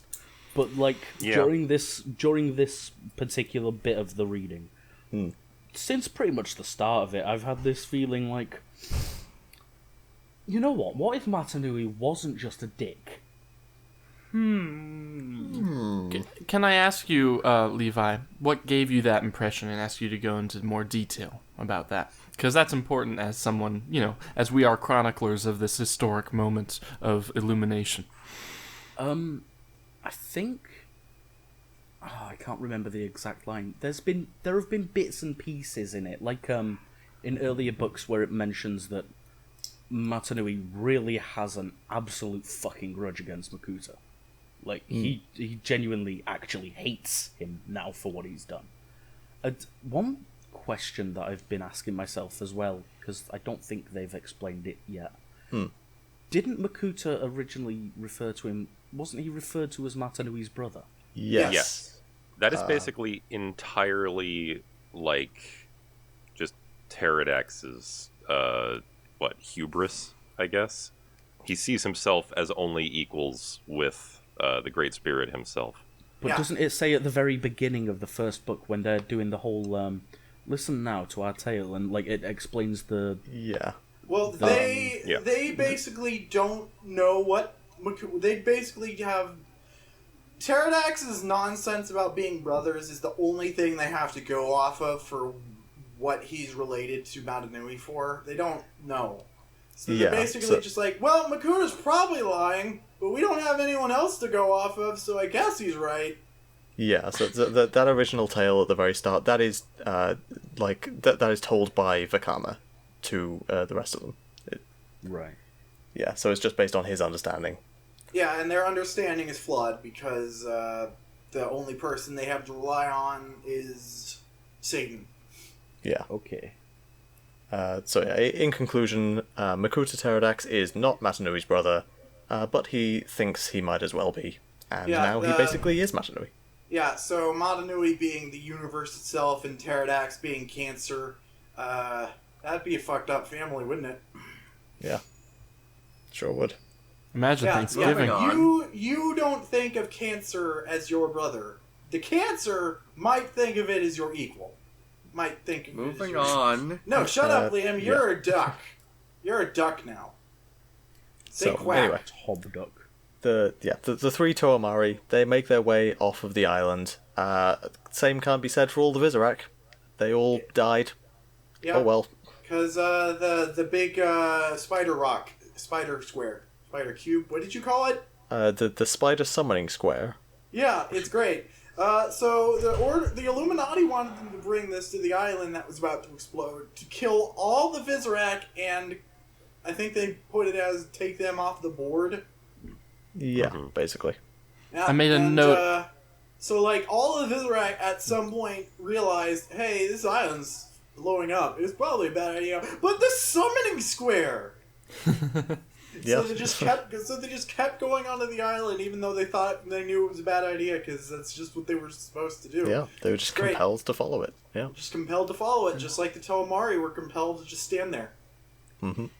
I made a note in here of like the moment as the Mari are swimming through this giant horde of Visorak who are all balancing on flotsam and jetsam and skirting over the water to get over to the island, and the Visoraks just looking to and from the island, the Toa, the island, the Toa. Shouldn't we follow them? But this island, we need to go here. But there's Toa. It's got The a shining summoning rock on square. it. Yeah. The summoning square trumps all, unfortunately. Does the summoning square get Including destroyed? Volcano. Does the summoning square get destroyed in the lava? Presumably so. Because spoilers, the Vizirac are not extinct by the end of this book. Do they just not have a summoning square now? I guess. Assumedly, Yeah. because, well, a question for TuragaNuva. At what point when, oh gosh, what was that crazy girl's name that took the square to Metronui in the first place? Jomac. Jomac. At what point when Jomac got the square did the Vizirac realize, oh, the square's on the move, we gotta follow it? From what they explained, from what the Order explained as well, the summoning stone would summon the Vizirac when it touched the ground. Yes. Yeah, they specifically told Pohatu not to let it touch the ground. Right. But for some reason, they come before it does. I So have do they to just assume. follow it around? Okay, what I assume happened there is that letting it touch the ground would activate it, and when it is activated, the Vizirac just follow it wherever it goes. So ground is probably relative. Like, it probably touched the floor of the boat, and that's why the Vizirac were following them. Could be. Or maybe they just activated it on the way, and yeah, the Vizirac started following them. Yeah, they probably. Or it's Maybe like they just shook it a little too hard. Maybe they should have. Maybe they should have decided to bring Hyuki on this mission where they had a rock they had to hold. They passed it to him and he counted. Oh boy. He could have used his mask of gravity to make it float. Yeah, or his whole toe of stoneness to float it, Yeah. Yes. Anyway. like Pohatu did when he had it. Yeah. Hey, we have a mission that involves rocks. Let's not invite the rock guy. Let's leave him behind to get knocked out and put in jail. Yes. So, back to the swamp. We got air Toa and water Toa and light Toa. They're just battling some Makuta, blasting them with sound and light and thunder and lightning and zippity zap zoom. The blind Makuta, might I add, that would not be affected by bright flashes of light. Oh well. Presumably, TuragaNuva can shine light bright enough that it would damage blind people's eyes anyway. I mean, they are also still Why Makuta, so would they you are weak think to light. that? But, I don't know. Just why is he there? I don't know. What? Why is he there? Why is he there, Greg? What do you mean, why is he there? He can Why still, is like, he blast there? people with light. Like, He's it's not the- just, like, a Yeah. He's blinding the people Toa of thing. light, and he's fighting blind people. Why? Which are also beings of shadow. So, yeah. I get it. Like, they're Makuta, they're weak to light. It's just a bit weird sometimes when Greg seems to forget that they're blind, and, yeah. I don't know. Yeah, I mean, I guess they're just weak to light, like someone just said just now.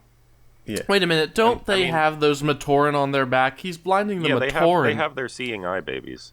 Oh, did they? Yeah, they had their seeing eye babies. okay. I forgot about that. Yeah, I wasn't Yeah, sure if they no had them at this No point. one gives a damn about the babies. I also wondered why they have to use specifically the Shadow Matoran to do it, when they can literally create creatures from nothing. It takes time. Could they It not takes just create new eyes? It takes time to make things. Makuta are lazy. They've had fucking years. Mutron is the only one of the Makuta in this story who actually makes things. Yep. Yeah, Like, well, I mean, none the of rest these- are supposed to. And he's the only one who can still see to do it. That's true. So I Well, assumed no, that was it the Makuta, when they started off making a creature, they started off with like a genetic code, a virus, and then they had to incubate that in a vat until it would grow and become the actual creature.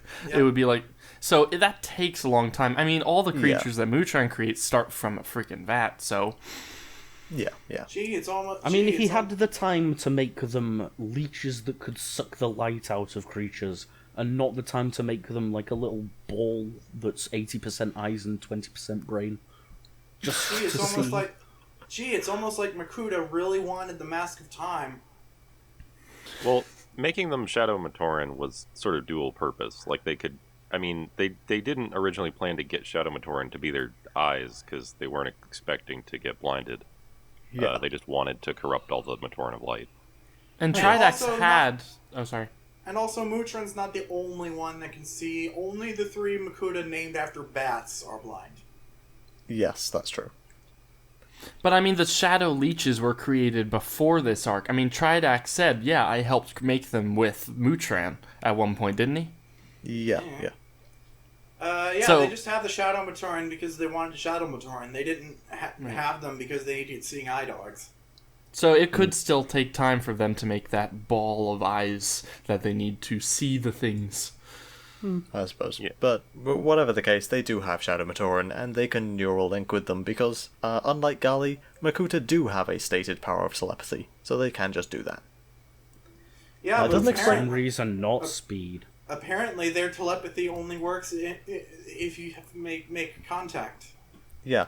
Also, the Toa Matoran can also do that, though, Yeah, I was gonna somehow. say, they have why- piggyback psychic links. This is really stupid, especially because Makuta definitely do not have to be in contact with people, because like later on we find out that Mirror Universe Pterodax can just read people's minds without touching them. yeah. Also, yeah, to Honestly- TuragaNuva, you bring up a good point there. Why do the Toa Fantoka and the Matoran of Light do that psychic link thing? It happens like twice, and it's never brought up again. To my knowledge, it's just another one of those things to throw on the stack of Matoran of Light are weird and can do weird special things. I guess. And It is also weird, though. grow. And Yeah, they're turn also into big. Also turn into bugs. Remember, it also comes down to the toys. So we've got this Yeah, new yeah. piece that can attach a Matoran to a Toa. Ta-da. Yeah, To that sell is understandable, I toys. suppose. Yeah.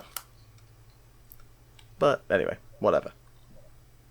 So, the Toa, they push past the Makuta. They're throwing molten rock at them. They're throwing earth and hands to grab them from the swamp. They're chilling them, and Ignika's draining their life force. And eventually, they make their way into the Codex. They put the keystones in the thing. Energy field goes down. They get the heck in there, and close the field up behind them. What they didn't notice is that Antros slipped in behind them, and Yep. now he's in there Did too. we get to... I'm sorry, but did we get to the part yet where TuragaNuva turns into a berserker? No, that's a little bit later. Yeah. Yeah. No, we just So got later. we just got to the part where the Toa got anthrax in their balls. Yes. Exactly that happened. Exactly that happened. Yeah. Oh my gosh. So they're inside the Codex. They're thinking, I recognize this place. I see where canisters could have been. I see vehicles. Don't recognize those, but they're cool. Bet they could be useful. I bet they're really fast. And also some controls that we I can bet use those vehicles are available at your local Toys R Us right now. And then Onua just bangs his hands on the keyboard and magic happens. Yeah. How do we launch these things? Maybe press the button that says launch, Poatu or Liwa or whoever it was. I'm pretty sure I was about to say Luigi. Luigi! I was about to say Well, Luigi! he's green. He's the He's green the one. green Pretty one. sure Luigi knows how to read buttons. Hey, Poatu, my brother. Pohato, my brother, you just have to push the button that says go. Hey, Poatu, there's a guy getting on the ship. We can probably stop him. I can't wait to get my mind to get possessed again next year. Wow. Liwa is Luigi, just Paper Mario version. Yeah, and he's green. Yeah. He liked green. I bet Toa Ignika would always play as Luigi in those games. Yeah, so Toa Ignika, Luigi. Why are you Luigi, people like this? Luigi main and Smash. Well, Liam, who do you think the Toa Ignika would main and Smash? I bet he'd Don't be say real. Yoshi. I bet he'd be real excited to see if Shrek got in the game. Oh boy. And we're done with this line of discussion. Okay. What's that? Sans is in Bionicle. Da-na-na-na.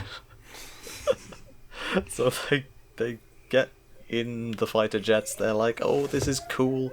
We can beat the Makuta." And then Antros is there. He's like, "I'm the Makuta," and he jumps into one of them, the jet tracks, and he's like, "Oh, I can see out of the ship's eyes or something. I don't know." and then he immediately crashes it into a light stone. Yes. And for I love this line. So he crashes it into a light stone, and it makes sparks go flying everywhere, and it makes the armor of the vehicle look yellow, which is their story justification for why there was a special yellow edition of this toy in certain stores. Yeah. Fantastic. I am just. I forgot about that, honestly. I had a Twitter conversation about this with Bonk months ago, and we established that maybe eating light bulbs just gives you superpowers. No, Don't do that at home, kids.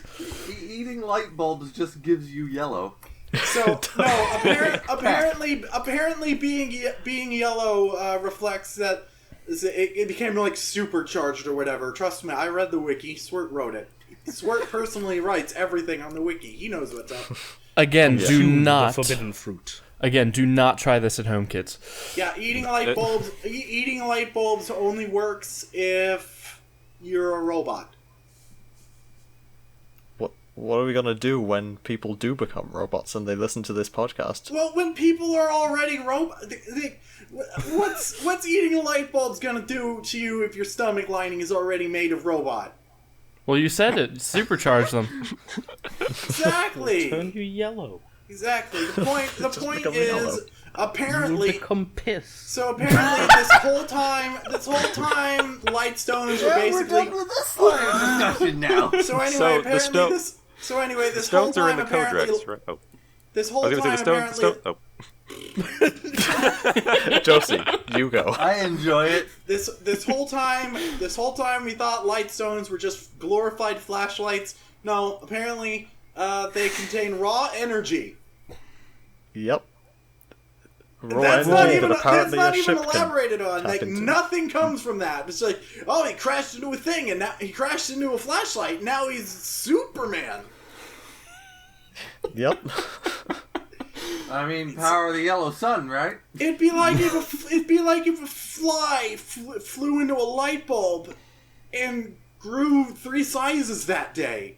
I think that is a Marvel superhero's like origin story. I just don't know which one. Think that Toa NICO would think that the Grinch is good because he's green. Oh Well, my he probably god! like a seasick now. crocodile. Oh, if only the NICO had interacted with Brutaka or Tridax, they could have taken him to see all the movies with the green people. Josie, you yourself can write that OC. Yay! can write that story. Tridax and Brutaka take Madanui to watch the Grinch Stole Christmas. So like, are we talking about an alternate universe now where, like, Brutaka and Ignika become, like, the Eper and Roper of the Torn universe? I bet is there an alternate But they only universe review green movies? You know, it works. It works out. It works out because Ebert had throat cancer, so his voice progressively got more raspier, and Ignika's voice is all raspy. I just realised, also, after absorbing all the Makuta juice, Brutaka turned green, so Ignika would like it. Oh shit! Is there an alternate universe out there where Leiwa got absolutely fucking destroyed because Toa and Ica just liked blue instead? Oh fuck! There is. I bet there is. There's an alternate universe where Cardanui is not as heavily polluted, so the plant life's not all gross and green, and it's bright and colorful. So he just doesn't like any color because he can't decide which he likes the best. Oh, there's so many colors! I hate colors! Yeah. Oh dear. And then he just lets the universe die. And then he just Wonderful. lets the universe die because there will be no more color when there is no more life. You listening to this, Lego operatives? This is good stuff. Lego operatives. They've got them. They're everywhere. Yeah, they're secret agents. That's why there are only like 4 Lego employees that people know on Twitter. There's a Lego operative right above you right now, waiting for you to show weakness, and then he'll kill you. I actually had the urge to look up. The moment that JMMB was emailed that copy of Legend of Matanui, Lego knew, okay, send the top men to watch them. Levi, they even knew you, and you had nothing to do with us at the time. That's how top these men were. I suppose so. Levi, Anyway. Levi, have there ever been any suspicious ice cream trucks in your time? Actually, yes. Oh Okay. no. I went to the ice cream truck. I wanted a cone, and the ice cream. Just a cone? Just a cone. We were just talking, and he went, "Have you seen another ice cream van around here?" And I was like, "Yeah, I have." And he went, "Yeah, he's a right bastard, isn't he?" I'm like, Did you know that? Did you know that Rupert Grint, the actor who played Ron Weasley, he had a childhood dream that one day he could just get an ice cream truck and just live out his days as an ice cream man. And then he was in Harry That's a good Potter, dream. and he had a lot of money after that, and he was like, "Fuck it, I'm gonna just do it." Good. And now Wonderful. Rupert Grint is like only occasionally in movies. He's mostly an ice cream man now. He's a good boy. He's Levi, Excellent. I like to imagine, Levi, that ice cream truck driver just said that to everyone regardless of age. like they I really don't. I don't, because I know that I was a bit suspicious because I know that there was an ice cream. Hello, war in little Scotland. girl. Have you all seen the that ice cream man was bastard of an selling ice heroin. cream man? Goo goo gaga, goo goo gaga, Sonic. I like Sonic, bastard. Anyway, we really should be getting back to the book here. We were reading a book. Yes, so they find these fighter jets, right? Antros steals one. Apparently these things can just, like, shimmer through walls, so they do that. Maybe it's vibration technology. Maybe they just vibrate so hard that they can go through walls. It comes Yeah, back. so- It I'll show always you comes some hard back to that. vibrations. So, Yes. as little sense as it makes, I think that they just move fast enough that they're intangible. Sure. But it's still stupid as hell.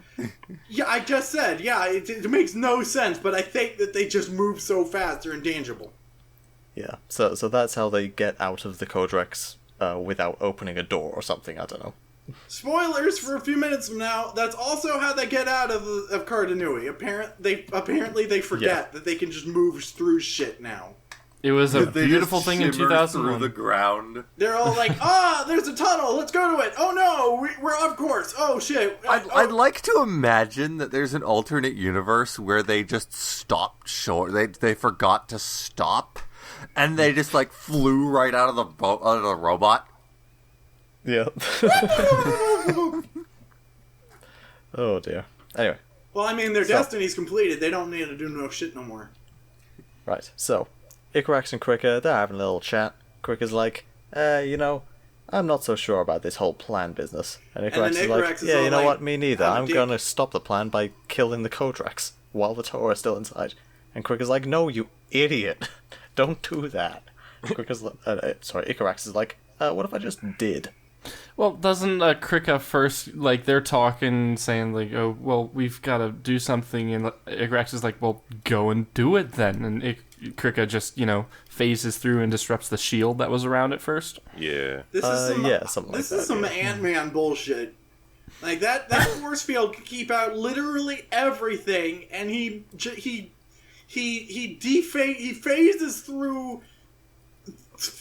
He makes himself so intangible that he can move. He just through. like dips his toe into it, and the field just freaks the fuck out. Yeah. No, Yeah. he like dives off a huge platform onto it at full speed so that the other Makuta can't stop him. Yeah, it's Turns like intangible to get like halfway through before he because it still would have thrown him off even intangible. and like But then while he's like intangibled halfway himself. through it, he goes solid and it like smashes it. Yes. It's some Ant-Man bullshit. He intangibled himself so hard that he went through a force field that literally nothing could get through it, but he did No, it. he didn't. He mentions that his power is the result of like a mutation, so it's not something the force field was originally designed to account for. Yeah. So it has to like adjust. Yeah. Oh no, it's like if Ant-Man ended and it was just as much of a joke as everything else in the movie, including the movie itself. It's like, all right, I'm gonna jump through the thing. Oh shit, it didn't work. Well, I guess I can't. Every I guess I time in can't. Ant-Man they say the words quantum dimension, I die. Yeah, I die inside. So like it's really badass that Krika can phase through this force field, except that it's also hilarious because he really doesn't. Yeah. He gets pretty damn close. He gets close. Probably gets closer than he was expecting, but nah. No, because it's like imagine if you were able to put something like make something intangible, put it through a window, and then halfway through the window make it solid again. The window would shatter. I think that's basically what happens. I think at this point he's like, well, everything's fucked. I'm gonna kill myself.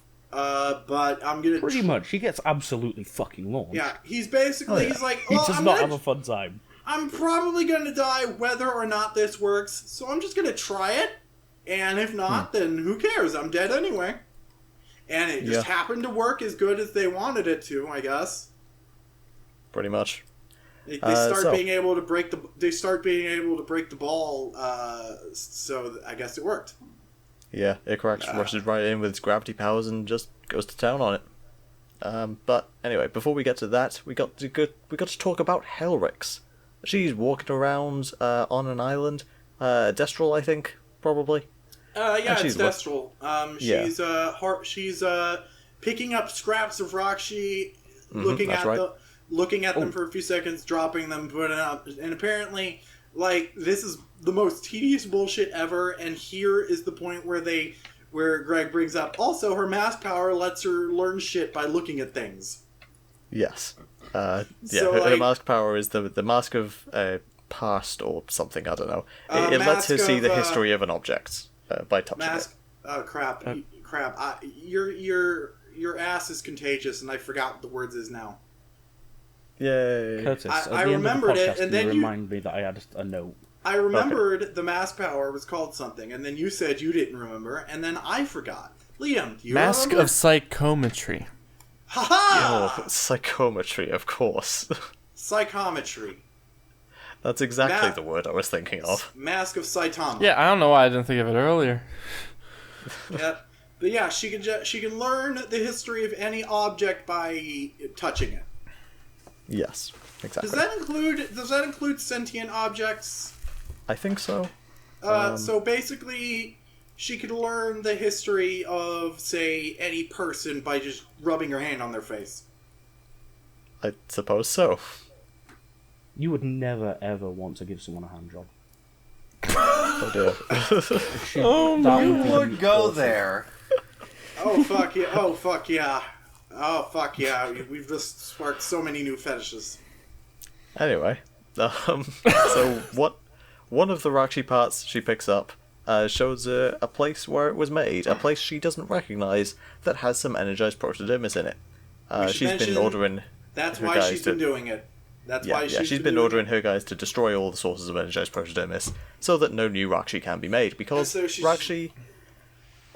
Okay, so, Rakshi are made from 2 krater, it turns out. Yes. Thank you, TuragaNuva, for cluing me into this yesterday, but basically you take 1 krater, dunk it in energized protodermis, and it turns into a Rakshi armor set that you put another krater in, and then it pilots it. Seems very resource inefficient, but so does the whole Matoran Borak thing. Yeah, it's kind of a variation on that. And the krata, correct me if I'm wrong, come from, like, Makuta spleens. Yes. They make them from their essence. They just rip. So in the movie, it looks like Pterodax is just ripping them out of himself. I don't think they come from anywhere specifically. They're just like, oh, my essence turned into a slug. Yeah. Yeah, they're like coalesced antidermis, basically. Yep. So Helrix is reading through the armor, through the krata pass, all the way back to the anadermis. Yep. No, she's reading it back to the energized protodermis that was used to turn the Krata into Rakshi armor. Right. Basically, she's picking up all these scraps of Rakshi and being all like, yep, I know where that one's from, I know where that one's from, I know where that one's from. Oh wait, I don't recognize where this is from. We need to go here and destroy this. Yeah, also, and she gets Kitongu to tag along. Quick thing about the Rakshi thing. I've always found it kind of weird that Krata seem to be the only thing that have a consistent reaction when exposed to energized protodermis. Like, you never hear about, like, oh, I was trying to make a Rakshi armor, but that Krata was just destined to die, I guess. Yeah, no, it is a bit weird. I assume they don't. I assume Rakshi don't have destiny. Maybe it's something to do with them being made of antidermis. Yeah, that's the best I've got. Yeah. Yeah, maybe they're Because like just everything made in else that we see transform is made of protodermis. So like, just maybe they're made in a specific way that they always do. Well, maybe it works like the Makuta just makes the Krata and it's like, hello, son, your destiny is to become pants, and then he throws it into the pool, and then it becomes Oddly specific. Basically, when you give birth to a slug that you ripped out of your own body, you get to decide what its destiny is. I guess. You know what?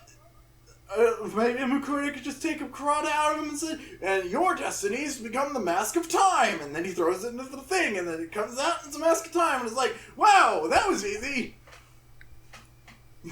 Perhaps. I don't... Destiny. Yeah. Yeah. Okay. So, Helrix and Kitongu, they go to this place with the energized protodermis. It's got some weird creatures on it. I don't think we ever get much of an explanation for what those guys are, but doesn't whatever. matter. There's like a big fucking lake of energized protodermis. That's where they came from. I kind then of the want lake to build speaks one to of them. them now from the description. Yeah. Basically, there was just the wildlife that was not weird went into the weird pool, and now it's weird. Okay. But yeah, speaking of that weird pool, it starts speaking to them. It's like, hey, I'm energized protodermis. Nice to meet you. I'm from Spherus Magna. I'm cool. And then they have a debate about gun control. Does he say that's where he's from? Well, you know what? I'm not sure. He mentions that he came from the core of a planet, and now he lives in a Yes, and that's now, right. And Yes. now he's not living on that planet anymore. He's living in a universe. He doesn't really give any details about what the fuck he's talking about. That's fair. Yeah, I slipped up there. Whoops. It's okay. It's okay. We haven't talked about the melding yet. Yeah. We'll get to the melding. But I mean, anyway. they kind of talk about it there too, so it's all good. Yeah, but we haven't, and we're the ones who matter. So, remember the Toahaga? They got rescued by Mizrax, of all people.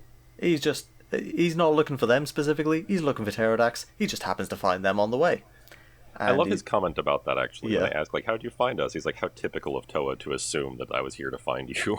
Yeah. He's just It's like, like, nah. I don't give a crap about you. You just have to be here. And was like, hey, I probably could use a snack. Yeah, he's just like, ah. He also says, now, by the right of salvage, I ask who you are, who you were before, and why you are here. And just by the right of salvage, like, they're just, to him, they're just scrap metal he's picked up. Like, I wonder what this used to be. Yeah, he's probably planning to eat these guys later if they aren't useful anymore. He wants to know their ingredients. And then, the thing is, I think it's Pooks is wearing. He's a conscientious eater. And I think Pooks is wearing the mask of Mega Man. He needs to go.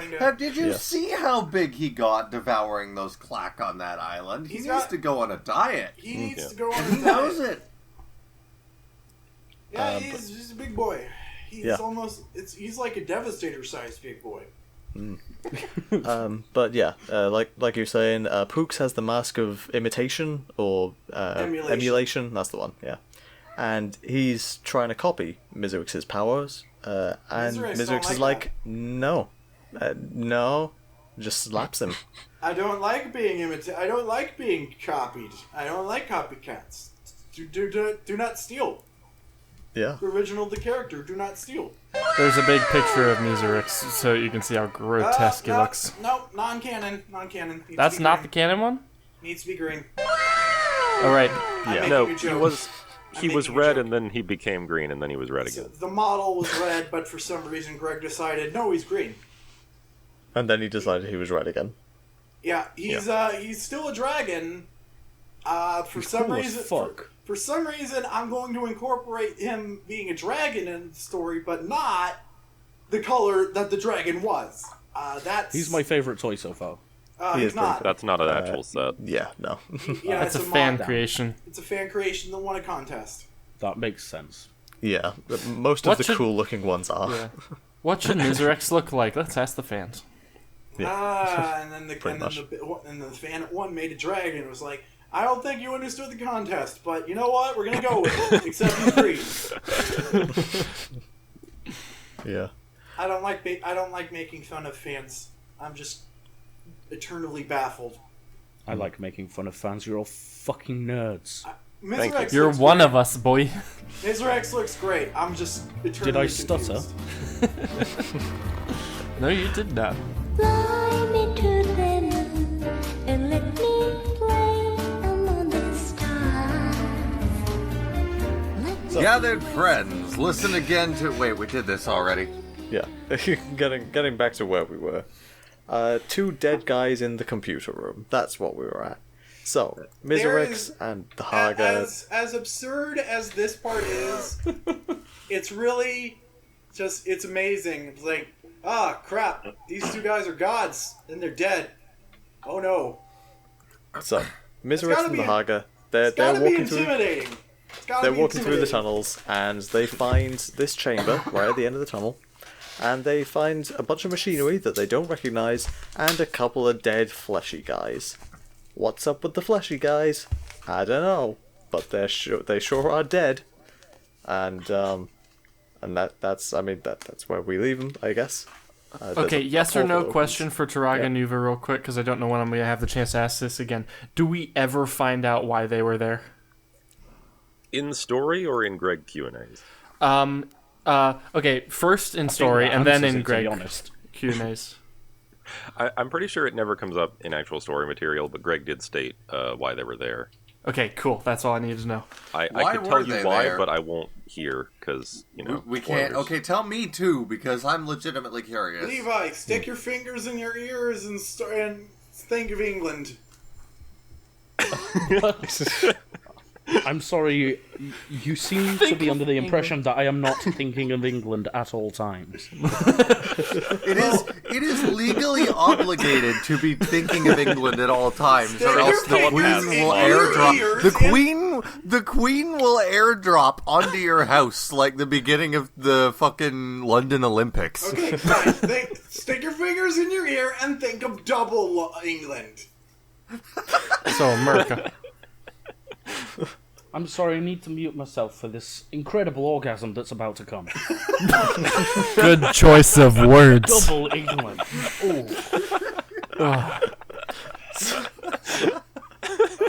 So, you could just... Okay. Okay, Yeah, what I'll okay. make fun of myself. Okay, what's that one, okay, want me what's to- up with these two dead gods? I'm good to say. Okay, Yeah, they might be basically, I think they're just normal Glatorian, by the way. They're not actually great beings. Yeah, that's what I They- assumed as Being well. Victorian, same thing. Yeah, basically, they were just there essentially to make sure that the takeoff went correctly of the GSR, like that it went off into space properly, and then they were supposed to eject, but it didn't work, so they were stuck on there until they died. Oops. Wow. What a They didn't sad th- fate for them. And they didn't think to just leave. How? They're in a robot that's in space. Underneath No, a coliseum that they can't wasn't- lift. Wasn't there like a? So you're saying there's absolutely no way out of this room except the ejection mechanism that didn't work. Yeah, they probably had like an escape pod or whatever, and it malfunctioned, so they're like, well, Because that guess wasn't we're the... stuck here. I mean, was that the control terminal? And it was, like, shut off from the rest of the...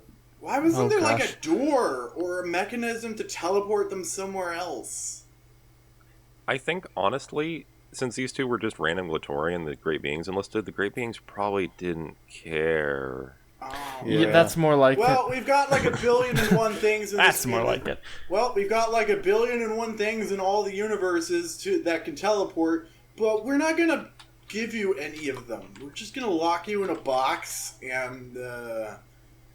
I guess. Alright, let's move along. Yeah, let's get Levi back in. Bring back someone- Levi. Someone break up Levi to the dogs. Levi, come back. Baby, come back to me. That was explosive. Yep. That sounded like it hurt. It was probably it's, you know what? I imagine that'd probably be what his England orgasm sounded like. Quite possibly. Oh no. Oh god, there he is. Okay. Icarax is there. He's crushing the Codex. He's like, I'm gonna squish it down real small. And some of the Makuta are like, hey, maybe don't do that. We kind of need the Toa to do their thing. And so the plan goes through and all that. I Gorast in particular. just want to say, by the way, for some reason my recording stopped a second ago, so like you may have trouble syncing this up. Okay. We'll just snap our fingers so that you can get a place where you can, sync it up again. I mean, I sync everything up using the Craig recordings anyway, so I'll do what I can. Yeah. Okay. Alright, so. So Antrols are still on the jet tracks. The Rocco and Axelara are in hot pursuit. That's cool. TuragaNuva's like, hey, I'm a head out. And he flies out of there, I guess, to go do his thing. Whatever it is he wants to do. Let's see. Radiac comes up to Antrols and he's like, hey, master, I'm still here. I can help you. And Antrols is like, no, I don't need you. I got a car now. and he just throws him off. Why would I need eyes if I have a car now? Exactly, he's got a car with eyes. I zoned out. We just got to the part where that happened with the car. Yes. It's like, fuck you, I don't need to see, I got a car! Yep. That is an automobile accident waiting to happen. That's basically what all old people say. I don't drive don't blind. need to see, I have a car! Yeah, but we all know that old people learn to feel the vibrations of the road. Oh, of course, yeah. They're like moles. No. Liam, cue your vibration speech now. Old people don't even bother pretending that they know what they're doing. You're just like, look at me! I am 70 years old and I complain about all the things that I do! I shit on the ground, I shit on the floor, and I Where did that come from? I shit on the floor and I make the grandkids clean it up! Oh my god. Anyway, Skytruck battle. You got the jet tracks, you got the Rocco, you got the Axelara, all going at it, because, one of them's piloted by Makuta, the other two by Toa.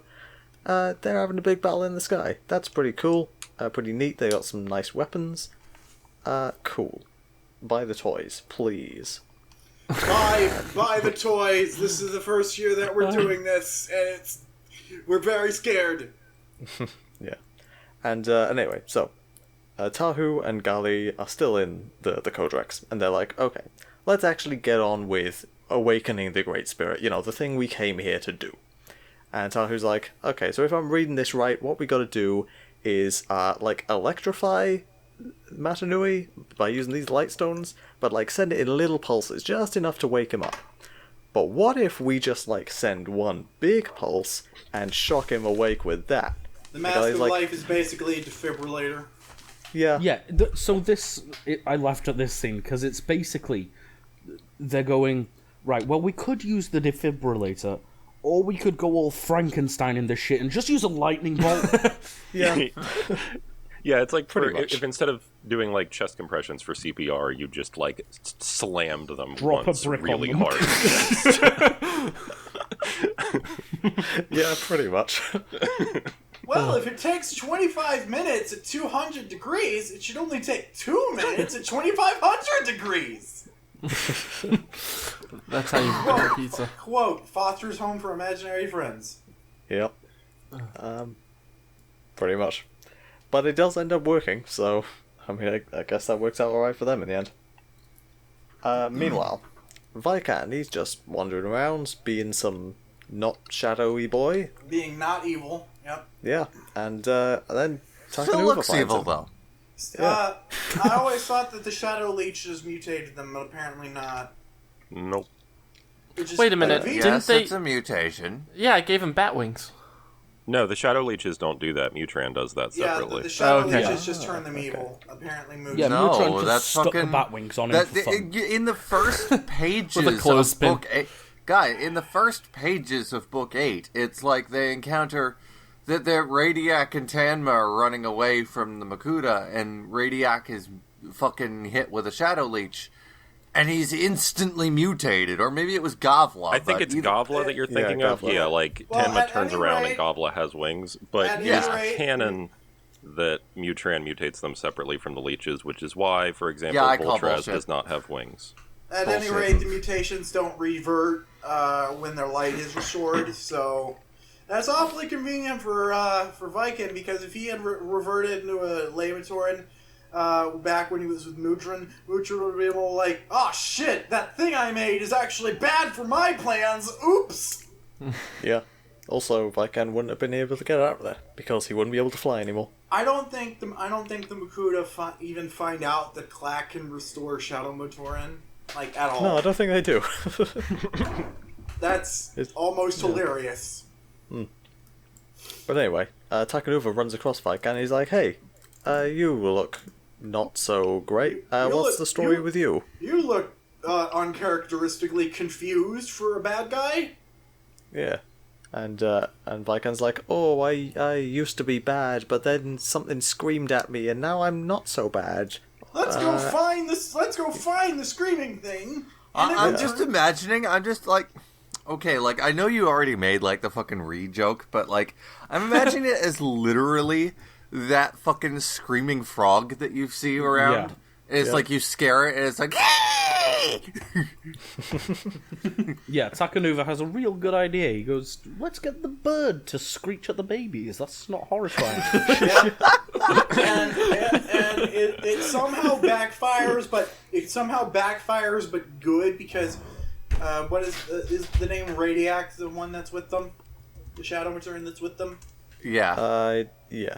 Yeah, they just have Radiac, and Radiac sees the Clack and is all like, "I'm gonna kill it," and then he shoots at it. I'ma and kill that- it. Don't you do it. I'ma He do shoots it. at it. He shoots at it, misses, makes the Clack angry, and then it screams at them, which is what they wanted.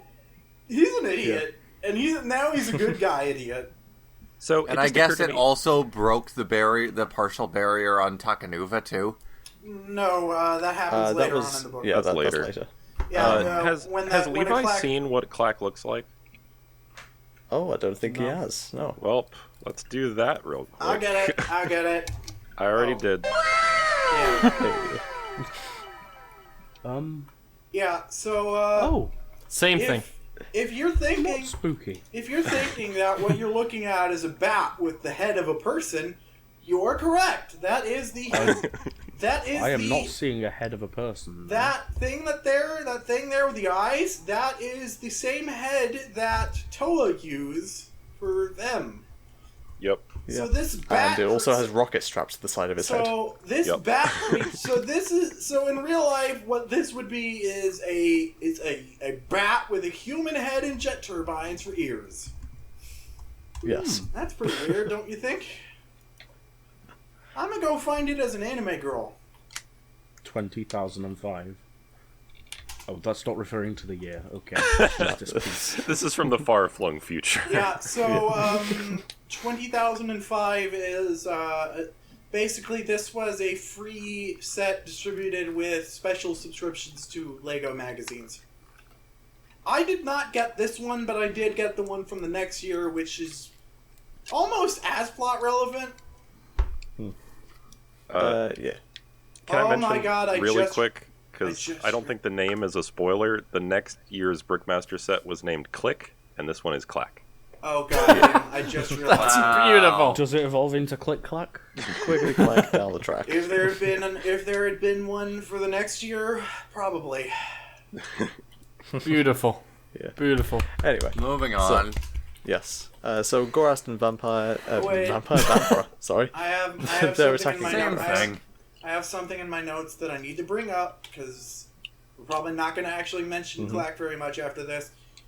They acknowledge that Clack is an odd name, which means canonically Clack is considered an odd name.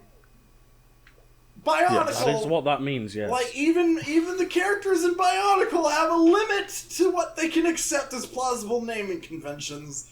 I They're all kind of read that as Greg like throwing shade at those that named the set. yeah, basically, probably. in universe, even Bionicles think Clack is a stupid name. What kind of a name is Clack? It doesn't even have any X's or silent H's in it. Silent H's? I've been pronouncing it Great. all wrong. What? Like the Are you telling me they're not called the Vach? before they find it, before they find it, the Avatar and think Viking is lying and that nothing would actually be called a Clack. That name's just too absurd. And then they find it and they're all like, "Well, I guess it exists and has it the stupidest name in the franchise." Yep. But anyway, so yeah, Gorast and Vampire, they're attacking Icarax, trying to stop him from destroying the Codex too early because they still want the Toa to do their thing as part of the plan, whatever. And it's at this point that I realized, how is Icarax moving? Because Toa Ignica turned him back into a fleshy boy, but his armor is still made for gassy boys. So like, how does he move? He's probably gritting his teeth through the pain.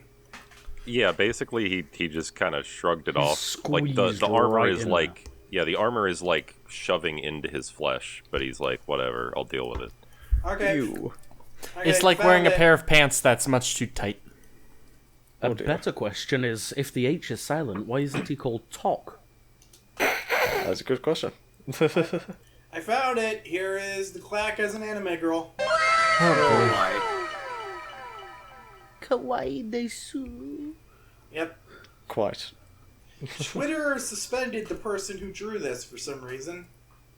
For some reason. What was that I name? mean- Probably because they included it with the original caption, "Hello, Nichan." No. Oh boy. I have no idea why Twitter suspended this person. Oh, Permanently suspended. Not the Nazis, the person who draws perfectly safe for work anime girls of Bionicle characters. That Safe needs- for work anime girls is not. Those aren't two. Look words at that work this. Together. Do you see tits on this? I mean, you have to look hard, but they're there. That's what's on the sides of the head, right? Oh, Moving along. it's like the vampire in Little Nicky. Nico Nico Nree. That's the sound it makes. Okay, so It makes that sound very, very loud. I think that's a contender for episode title right there. So I feel honored.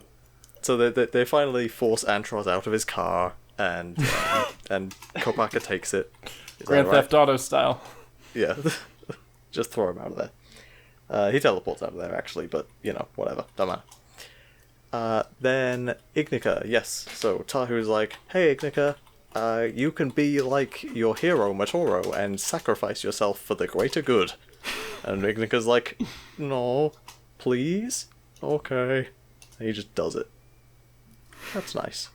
And I want to bring up this. I'm going to bring up this one thing without context, which I guess, we'll have context by the end of this. But I have in my notes here, quote, "energy flowing back into the mask." Yeah. But yeah, for now, basically they put the mask in the battery part of the Codex. I don't know. They put it in the middle of the light stones or something, and it starts vibrating because vibrating is the answer to everything. And it charges up and zaps Matanui. Great. Wonderful. Tahu's like, alright, give me 3 minutes, and then flick the switch, Gully, and then we're all getting out of here. But not you. Well, yeah. Maybe he'll be safe if you stay tells here. you, don't go, please. Yeah. Except then he realizes, oh wait, we have cars, so we can get out of here. And they're very fast cars. Yes. I don't think we said what everyone's afraid of yet at this point. Oh yeah, yeah. The whole reason that everything dies if they wake up the Great Spirit is because of energy storms. That's a whole thing. Yeah, Yeah, that's why Takanuva's been trying to get here this whole time, just to tell them, you're gonna get zapped, boys. It's really dumb. So basically, Cardanui... Yeah, Cardanui is basically the heart of the universe, and when it's in use, it has massive energy storms flowing through it. So I think those only happen when it starts up, don't they? Is it? Oh, right, because how else would the Avmatorn be living there for most of their lives? Yeah. Fair point. It's like being underneath the defibrillator while it goes off. You don't want to do that. It's basically just the, for lack of a better term, ignition of the... Apparently, that's It hurts to laugh. More and more. that's Rage is building. All right, well, let's put that rage into overdrive and have Levi watch this. what? Oh boy. Are we there yet? What is this? I mean, yeah, you might as well watch that whenever you we're like. there. We're basically there, yeah. Okay, I'll watch it now then. The Rise of Matanui. Tell us when you hit play. Yeah. Oh, okay, I'll restart it. Okay. Whoops. Right. My last note from before this point is Makuta talking about football scores. Yeah, we're not quite there yet either. Even though this happens after that. But some of this happens after that. And yeah. Haven't you already shown me this last time? Well, now you're No, we showed you some of this, but then there's more. Okay. Oh yeah, no, I don't think we're there yet. We should save this for the end. I just scrolled through the end. No, let it's him watch fine. it. It's fine. Oh, yeah. It's fine. He's read the book. That's true. We are specifically showing him this part for the thing that you're talking about. Okay. Yeah. Well, when we get to the new part, I guess we'll just be quiet. Yeah, we'll be talking about the rest of that, I guess. So where are we now? Yes. So Mazika. Remember Mazika? He's still here. He's swamp striding all across the few inches above the swamp that he does. And he's looking for Voltraz. He finds Voltraz. Voltraz is here. He's just, being a bad guy, generally. And then plot shenanigans happen. Yep, the two clash. Sudden portal out of nowhere takes them to an alternate dimension. I thought we were watching the video real quick. Well, Levi is. Okay. How long is that video? It's like 3 minutes. Okay. Like this whole podcast. Reboot to the Bionicle universe. This whole podcast has been about Levi watching this video, so really we don't need to talk about it. Yeah. The whole podcast has already been about There it. he is. We're at a minute 38 right now. Okay, cool. There he is, boys. Yep. Large. He sure is a big boy. Yep, he's very big. He might even be the biggest boy. Even bigger than Devastator.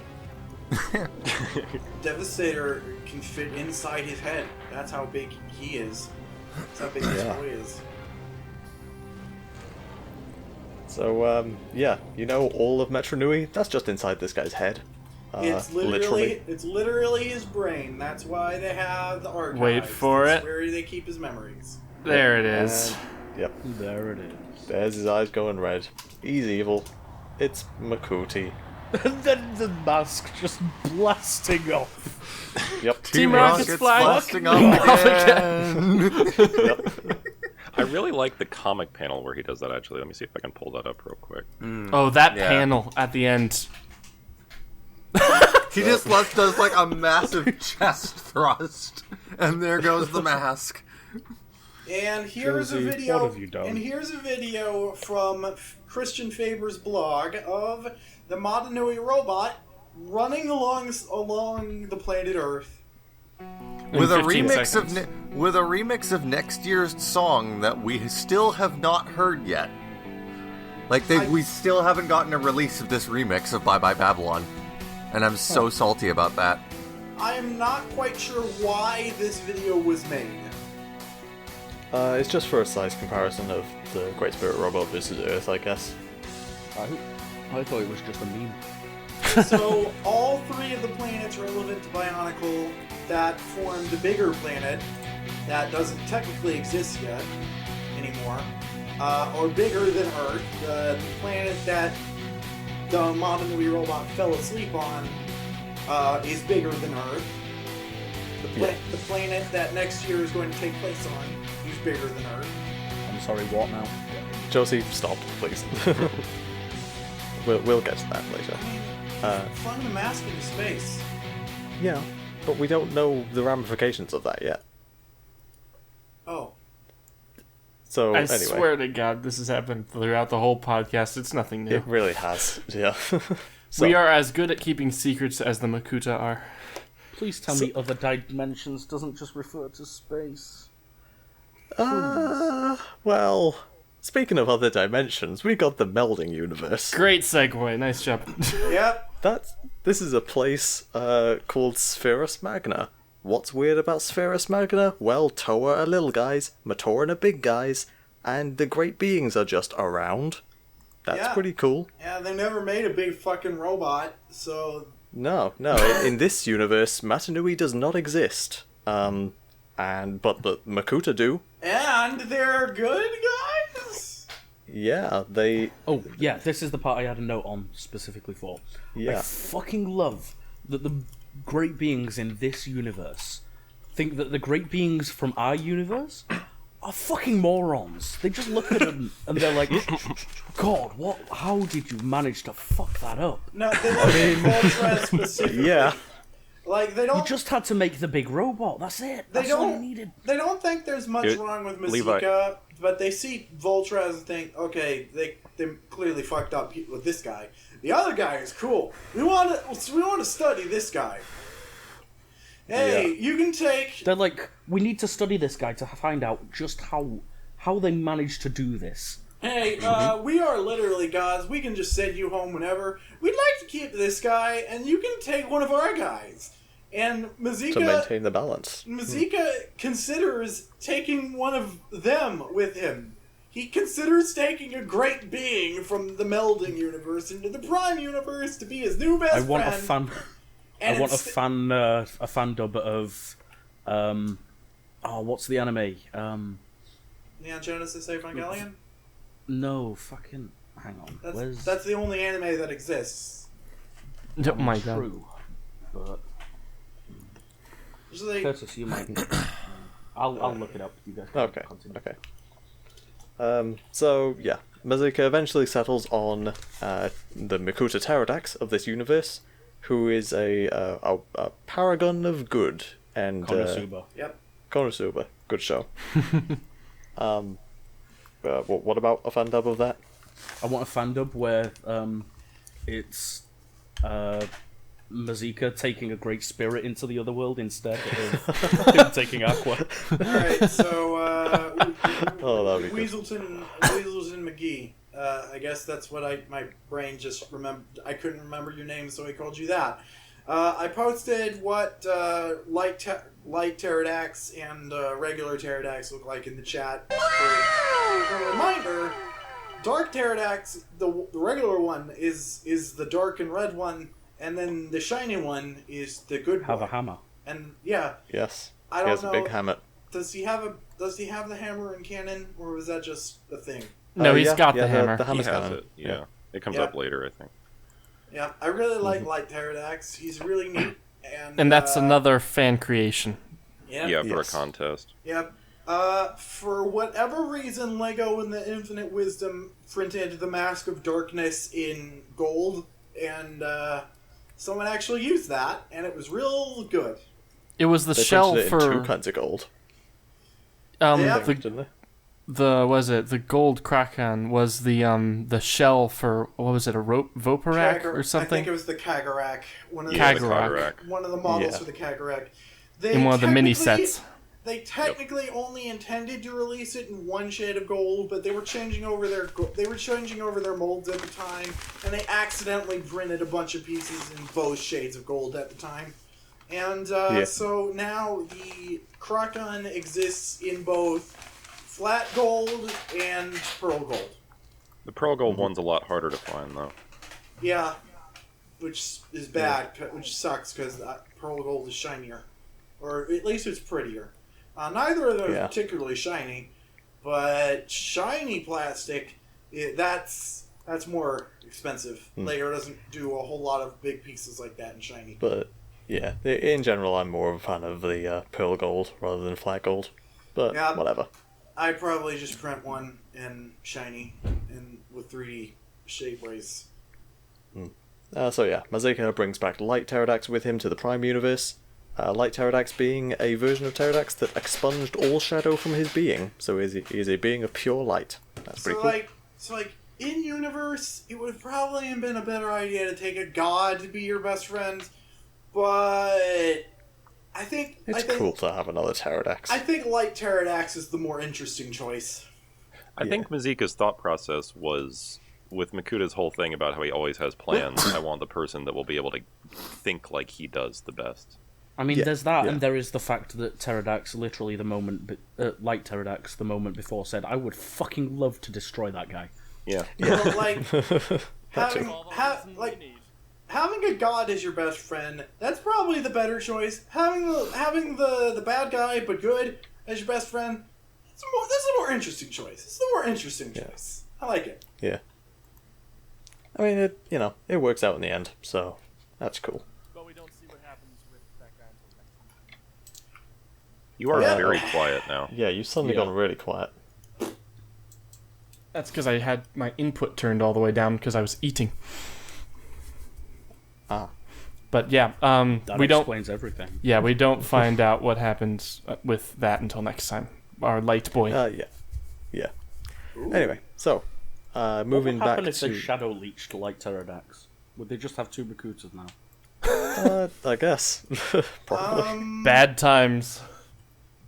So is Light Pterodax still a gas creature, or is he a flesh creature?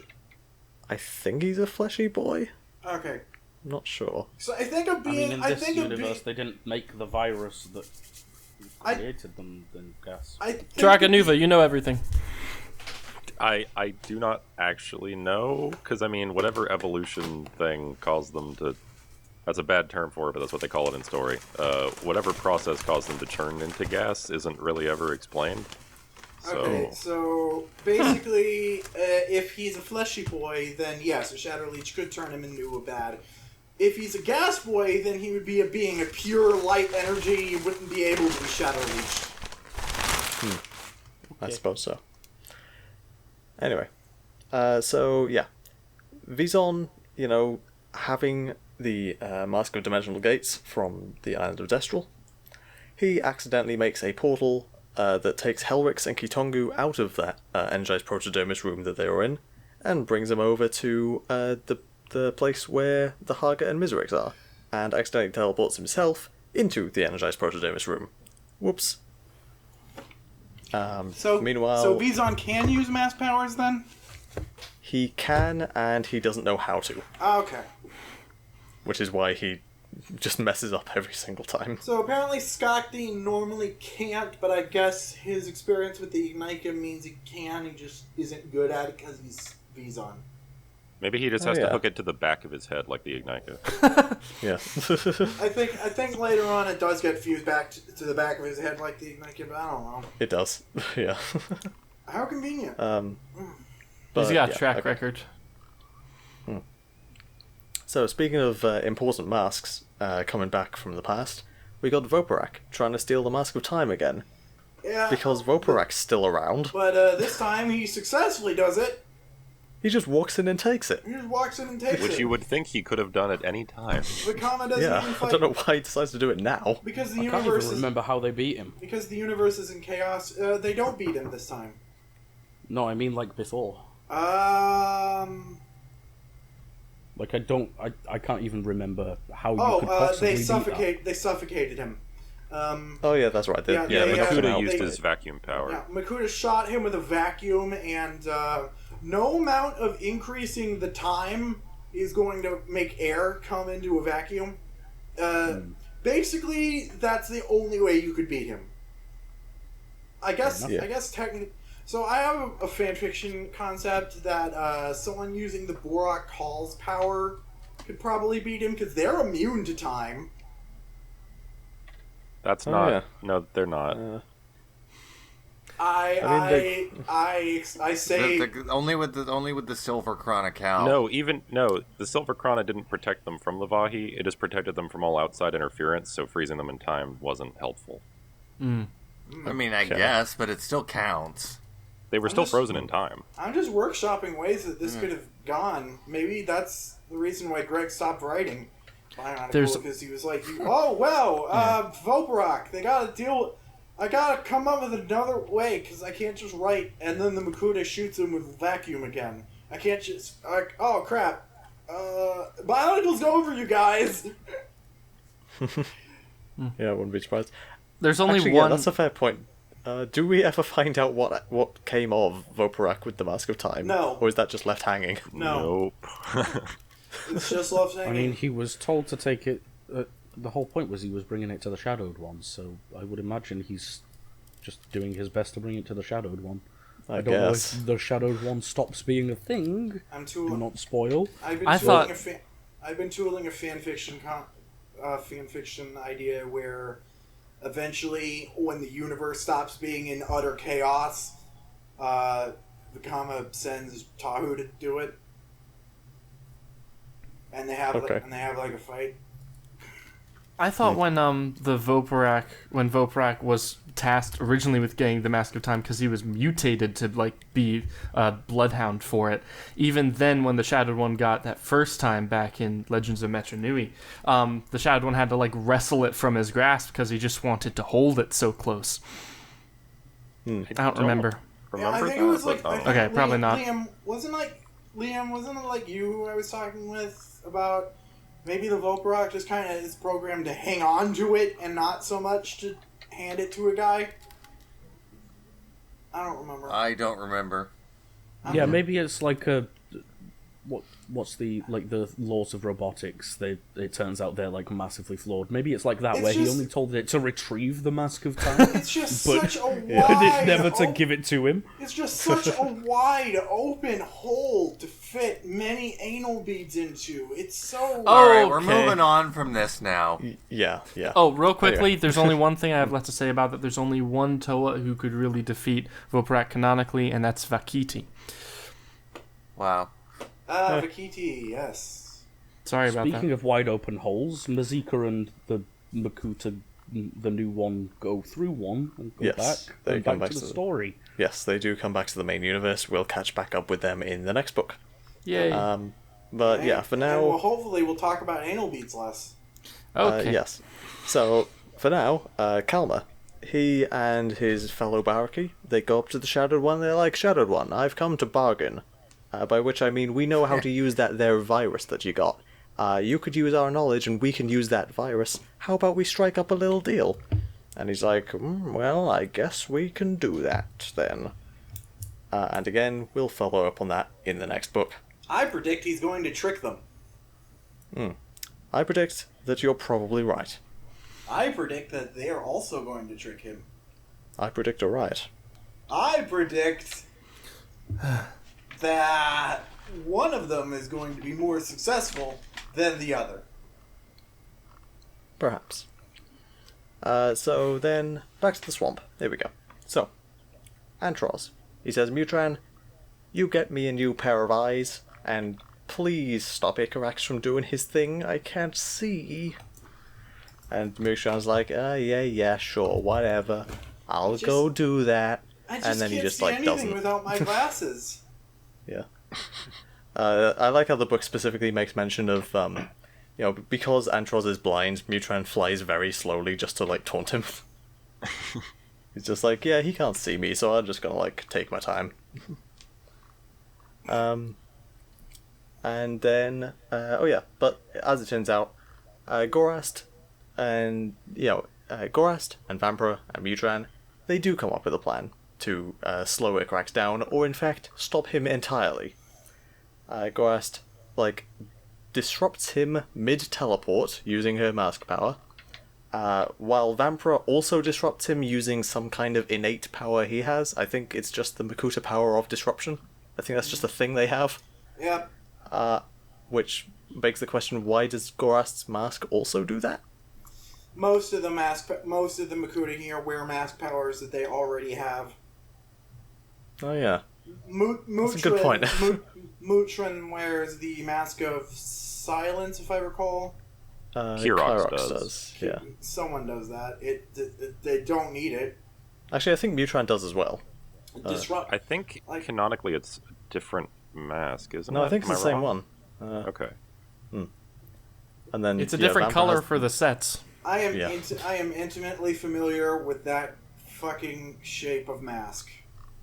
And then, Vampira has the Mask of Hunger, which is also a Makuta power. Yep. So, Yep. Most of them have mask powers that they have. I think Bittle, his power is definitely unique.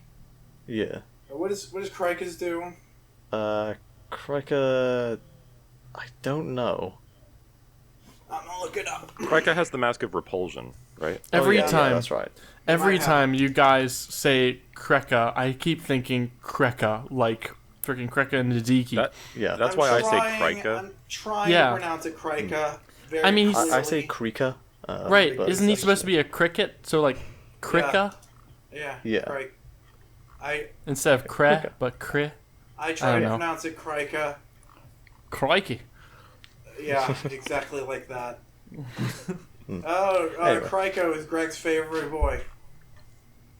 Anyway, the point is, between Gorast and Vampira, they disrupt Icarax's teleportation powers enough to scatter his atoms throughout the entire universe. Yep. Fatality. Yeah. Fate that Well, way. Icarax always wanted to be a presence throughout the universe. I just really not liked in that this- line. Yeah.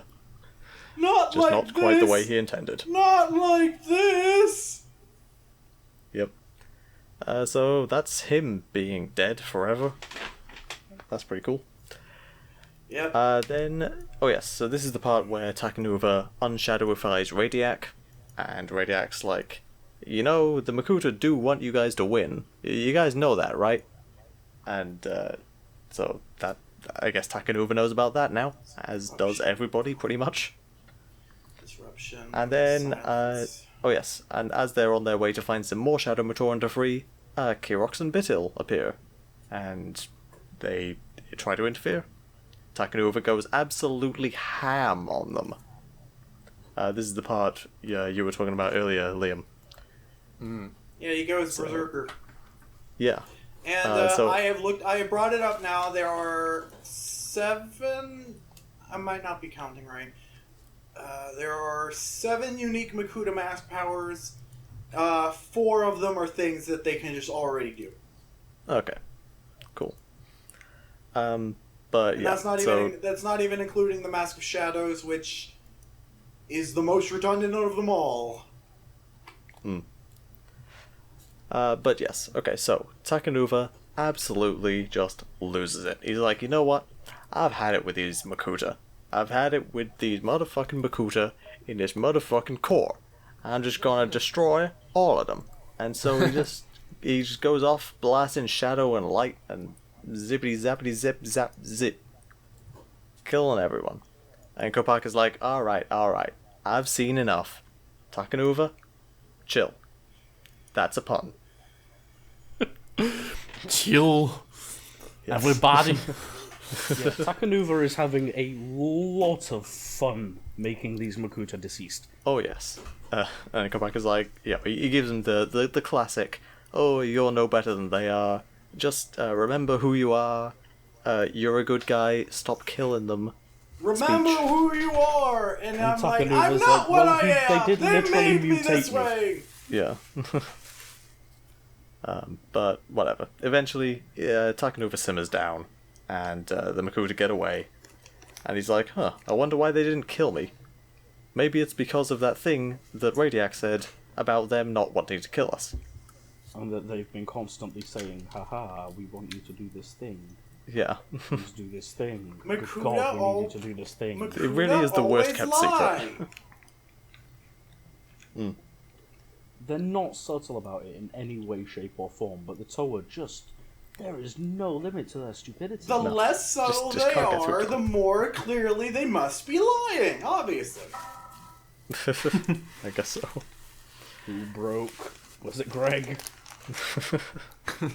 Anyway. Greg is always broken. Not always. I just think we grew up. Yeah, so.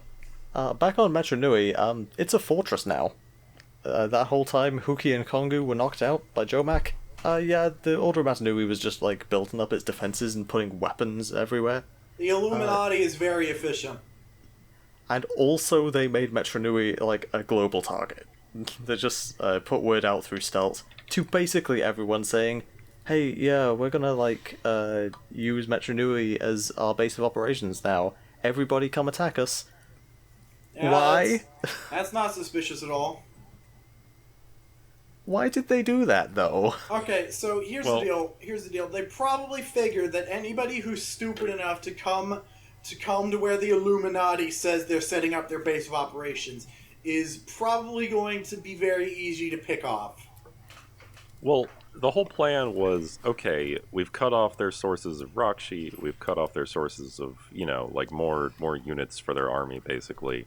Let's draw all that they've got left here, and we can probably take them. I guess. It's a very obvious plan. Like, hey guys, we're the Illuminati. Come hang out with us. If the Illuminati suddenly reveals itself to you, do you not assume it's a trap? Didn't they say? We're talking about Metro Nui getting all fortified? Yes, and they're trying to drop. Yeah. They specifically stated, didn't they, that they let something leak, quote unquote, that they had like something important there. Yes. Yeah, it was that they were making the virus that could kill Makuta. That's basically right, like yes. disintegrate their armor. Yeah, they're basically. So I think they're counting on the fact that the Makuta are desperate, and also that they didn't say that they told the Makuta or that it was just common knowledge. They specifically leaked it to them. So I think they had like a double agent. They're drawing they aggro. This is their plan. Basically. I don't think it's as obvious as it could be. Quite, yeah. I think they're just counting on the Makuta not having time to think. I mean, Welcome to Bionicle. It's the Illuminati. If they make it too obvious, then it won't be obvious. In the That world of makes Bionicle, everything is either too obvious or you need to hunt in the Greg archives for it. Yeah, basically. There's a whole. Is that a thing? Are there Greg archives? Yes. There are. There's a website of all the things that Greg has ever said because Greg Across different Greg.com? websites. Greg has said a lot of things. Yep. Anyway. So, yes, Miserix and the Toahaga and Helrix and Kitongu and Butaka and Axon, they're all in the same place now. They're all underneath Metro Nui. They all got teleported in either by Butaka's mask things, or the Haga and Miserix just walking in, or Helrix and Kitongu getting teleported in by Vizon. Very convenient that they got teleported there by Vizon, but I guess that's just how destiny works. Destiny. And yeah, so now they're all in the same place, and they hear the voice of Pterodax. He says, "Oh, look at all these funny people. Butaka, zap. I'm gonna kill your mask right now so you don't get back out of here. And also, Zaktan, I don't like you. Zap, you're gone." And then everyone's like, well, shit, what do we do now? And Miserix is like, let's just, kill him. There's all this machinery around. Let's break it. Yeah. Let's just break all the computers in the core of the universe. That won't break anything. Oh yeah, and then Miserix gets turned into a painting, which is fucking great. Yeah. Oh yeah. Did we This skip is a a little lot? later, isn't it? Yeah, Yeah, this actually, is this is yeah. at the end. Yeah. Due to the way the book is organized, yeah, it's a bit later on. Chronologically, this is happening now. Yeah. Yep. I put this at the end because of the stuff that's discussed. The spoilers, yeah. Yeah. So Pterodactyls, Luigi's mansions all over Miserex. Yeah, but again, we'll get to that in a bit. We see a Dark TuragaNuva awakening on the ruined island of Destral. That's pretty cool. There's Dark TuragaNuva. We'll get to them later. Yeah, I never knew this. I never knew this was a thing. Yeah. Oh, yeah. We'll see more of that guy in the next book. Good. A little bit. Good. Just enough. Well, yeah.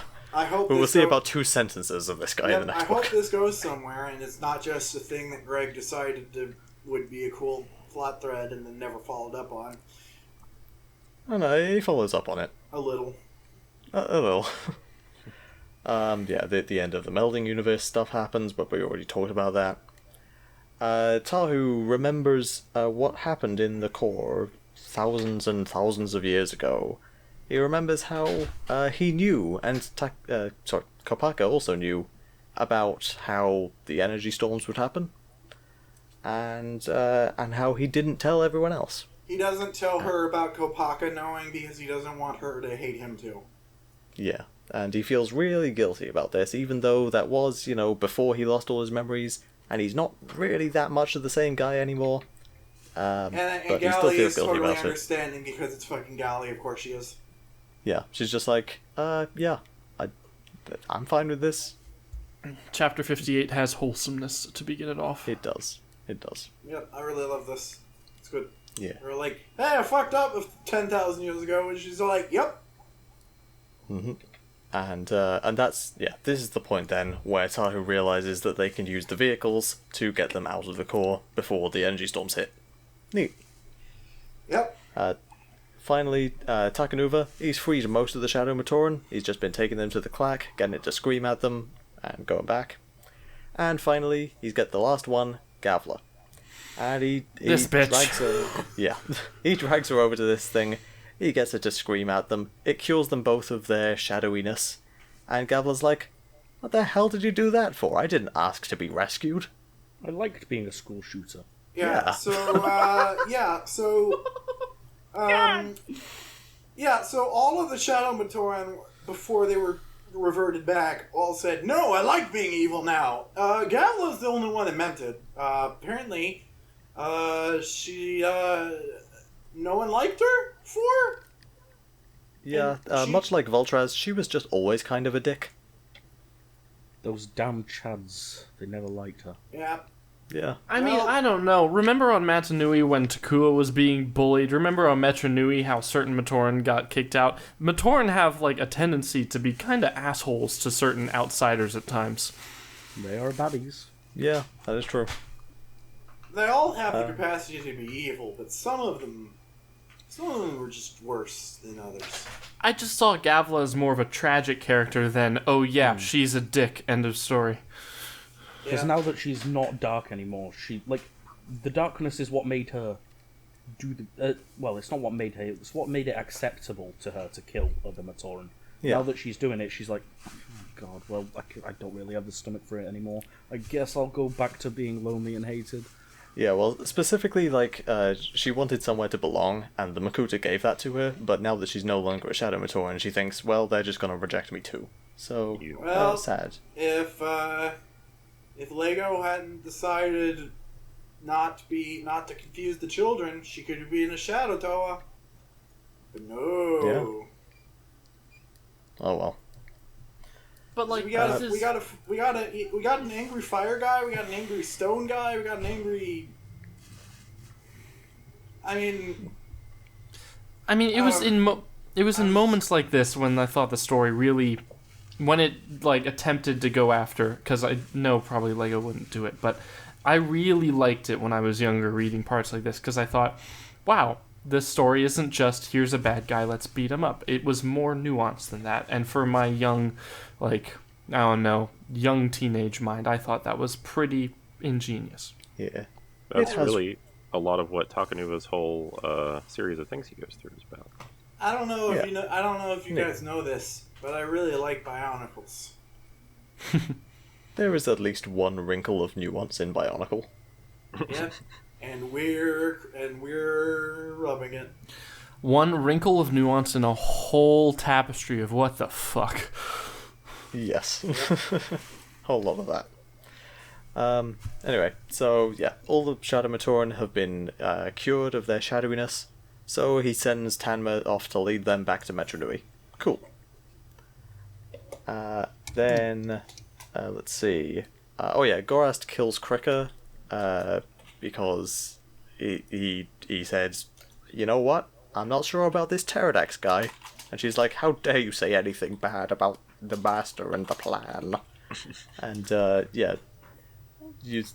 she uses her disruption power to make him very intangible, I believe. Very similar to what she did to Icarax earlier. Only, this time he's just spreading his molecules out by his own power. Let's see. And then, Ignica does his thing. He vibrates around, makes energy. Cool.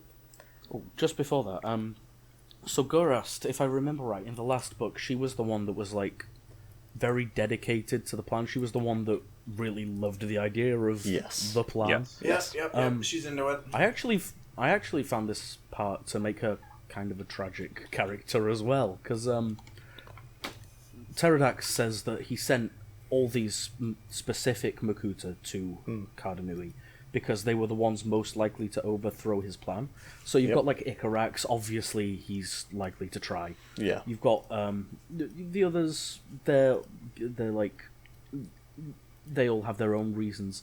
She specifically doesn't want to overthrow the plan. So the only reason I can think of that he would have sent her there is because her power of disruption is still kind of able to affect him even as a big boy.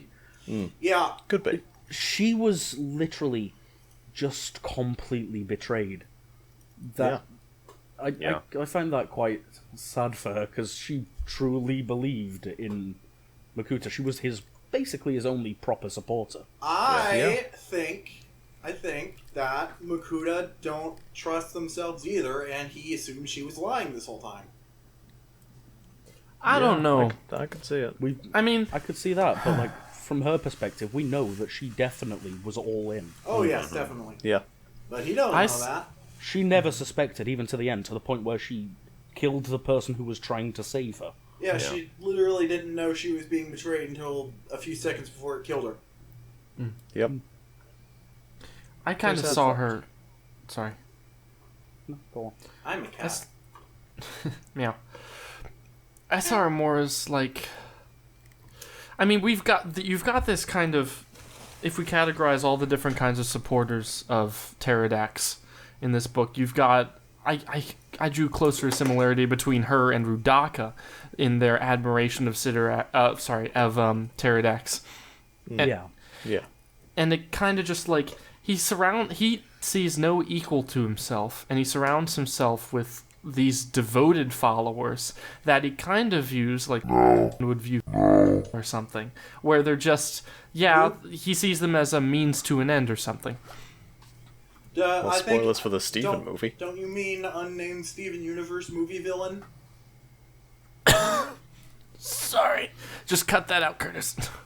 Curtis, replace it with Liam saying quack. Liam, say quack. No. Okay, I'll just replace it with you saying no then. And have it be very long and drawn out. Just like, no. Slow it down. Yeah. Beautiful. Okay. So in any case, I see them as being manipulated just for that cause, and Pterodax saying, oh, I've got these people that are crazy about me and about my plan because they admire me so much. I'm just going to use them to the best of my ability. And maybe he thought that was a way to keep the other 5, or was it 7, Makuta he sent into, the heart of the universe in line or in unison while he was, No, gone. he specifically told someone, I can't remember who, or it might have been in the diary part at the end. I think it was, yeah. he says that he sent them there specifically because they were the ones most likely to try and overthrow him, or to be able to. I mean, which says to me that the only reason he sent her there is because her power was just so possibly destructive to the plan. And with her kind of character type, she's the kind that if she found out that she was betrayed, she would go TuragaNuva style berserk on him if she could. Yeah. He could have kept her around. She would have still, even after he'd become big boy, she would have possibly still been useful to him. She definitely would have still been loyal. Until she grew a conscience. Just her power. And if he was really worried about her mass power, just take it. Just take it. I mean, the only thing he had to fear once he was big boy would be any Makuta, and he set the whole plan up so that by the time he got to his, point B, his end goal, they would all be dead. Yeah. Mm-hmm. But yeah, anyway. Moving on. Yes, we going back to the Toa Mari. Okay, so we've got Jali, Nuparu, and Harley. They swam all the way back to Metro Nui because remember at this point they don't have a boat. I didn't think of that. Yeah.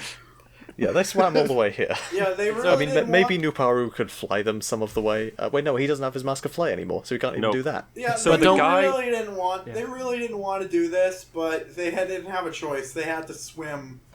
So, but the water breather was stuck on the island, but these guys swam home. Well, they're amphibious now. Maybe Harley did a thing. They're amphibious now, apparently. Don't forget, they're very good swimmers. That's true. Hallie can become she can hey, I heard about this thing called an albatross once. I can just fly and be asleep, so we can just sleep all the way home. Maybe. They end up on the other side of the world. No, there is we definitely know there was a limit to the size of the universe. It's eventually they would have hit the inside of the Metro Nui dome, I guess. Frickin', what was it? About the size of a Gundam. They would have hit the side of it, what was that one? With, oh god, there was a movie about a guy who was, brainwashed into thinking, or he grew up inside a giant dome. And Bubble Boy? No, it was it was a TV show where his whole life was filmed and he didn't know it. What was that one? With Jim Carrey. Jim Carrey as the guy. What was that one? Oh, I know the one you're about. Good Place. No. Bad Time. It's the something show. The Truman Show? The Truman Show. Yeah, they'd hit the wall of it like the Truman Show and just go right through. Eventually, they'd hit the edge of the universe, basically. So and that's why there are no albatrosses in the Matoran universe. I suppose so. But anyway, they find Metro Nui under attack by the Brotherhood, and they're like, you know what? Let's go try and help out here. So they try and do that. And meanwhile, the people inside the fortress are like, hey, how do we win here? How about we get the Borak to help? Krakua, you can be a dog whistle, right? And Krakua's like, okay. Oh, I have a note about this. And then, I have a note about this too, and it's that the fucking... Apparently the only denizens of Metro Nui know what the Borak are. That's literally the same note I have. So Krakua is one of the most important Toa in the universe, apparently. And he works for the Illuminati. He is of cosmic importance because of all the people from the future. This was the guy that Vakama had a vision of, and he's apparently the only Toa of Sonics because they're bad, and he had to be specially trained for it. Doesn't know what a fucking Borak is. I mean, is there a time when it would have come up? He worked for the Illuminati! He should at least know what the things all are! They were gonna send him into Metro Nui and not tell him about the thing that they have that they were also planning to wake up at the same time. Speaking of, why are the Borak not already awake? Did they finish shaving? Yeah, they did. Yeah, they had done their job already. And then they went back to sleep. Fucking shit. I mean, the ones, gosh, the ones that were on the big boy's visage on the outside, right underneath the Matt Newey went back to sleep. But these ones, I don't know if they ever left the archives and whatever trophy rooms they were in inside Metro Newey. That's a fair point. The point I need is, an we're anger glossing meter over above the my we're glossing character for over this one, Curtis. we're glossing over the fact that the plan is to have the Rakshi and the Borak fight, and that's awesome. I mean, to be fair, once the Rakshi lineup came, I mean, that's what we were all doing with the Rakshi and Borak when they came out. Yeah. But anyway, so yeah, Krakoa does wake up the Borak. The Borak try to get off of the islands to go up to the island of Matanui, and the Rakshi are in the way, so they destroy a bunch of Rakshi. Cool. Then, back in the core of the universe, in Karjanui, the energy storms have started up. Now that Ignika's done his thing, Mutran looks at the energy storms, he's like, oh, I can science this, maybe, and then it fries him. The Makuta are like, oh no, we've been betrayed, let's fly away. And the blind ones are like, hey, can you, help us? And the ones that can see are like, no. And then they all die anyway. So the Toa, they've all managed to grab onto the vehicles and try and get out of there. Pohatu's like, hey Tahu, shouldn't we try and help them or something? And Tahu's like, nah, they lit this inferno, let them burn in it. Except... And then it occurs. Well, then it occurs to me that no, the Makuta did not light this inferno. That was you did. Tahu. Okay, but here's the thing, though, is they did this to wake up Matanui. Matanui wouldn't be asleep if the Makuta That's hadn't true. been all like, hey, I bet this guy knows what he's doing. Okay, yeah, it is ultimately their fault, but, this energy storm in particular is not their fault. Okay, you're thinking small picture. You need to think big picture. Okay. But anyway, yes, they shimmer their way through the walls, get out of Kardanui. Mutran flies right up to the storm because he wants to study it, vaporizes him. We already discussed We already that. got that, yep. I just wanted to mention it again because it's great. Yep. And so they get out of Kardanui, and then we get Mata Nui Rising. And right at this point, I would like to bring your attention to the third sentence in this chapter. This is it, said the Tower of Fire.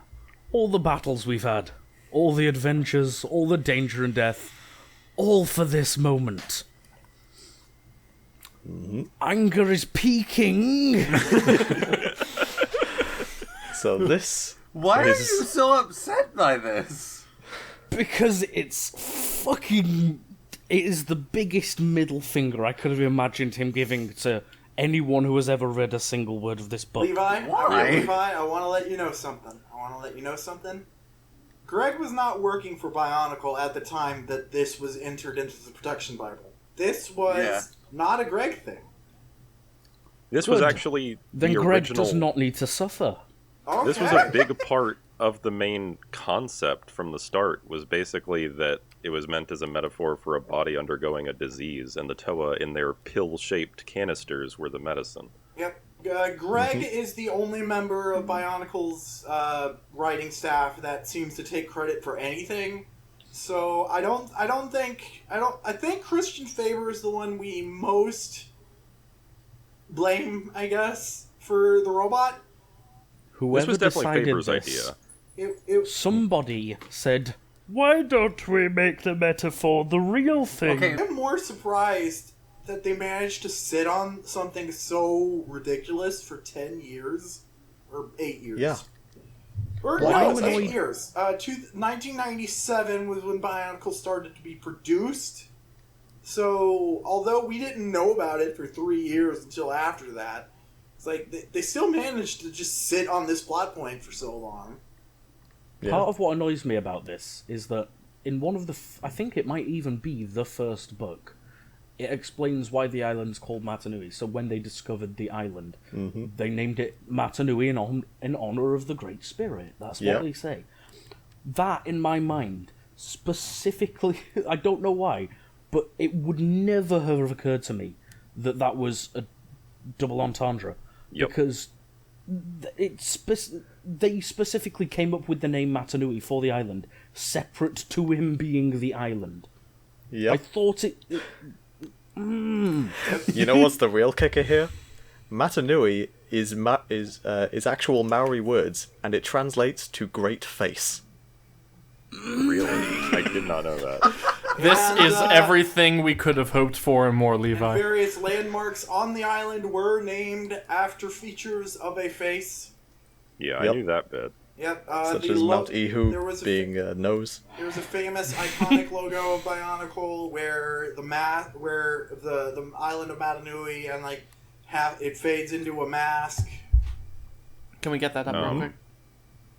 But yeah, essentially, Levi, Christian Faber had a brain tumor, and he was like having to take medicine for it. And he was like, "What if the medicine I'm taking had tiny robots in it, and they were fighting my brain cancer, and it was an evil thing inside my head?" Yep. So Bionicle is basically what if Christian Faber was the bad guy all along? what God if damn it. No, I was gonna say what if Bionicle was Osmosis Jones with robots. Except Bionicle came first. The plot Well, reveal. there we go. The plot reveal came after. No, but we need a more topical reference. It sells at work. Oh, okay. Oh The god. mitochondria The is Bitoran the alone. powerhouse No. of the cell. Oh dear. But yeah, this is the big reveal.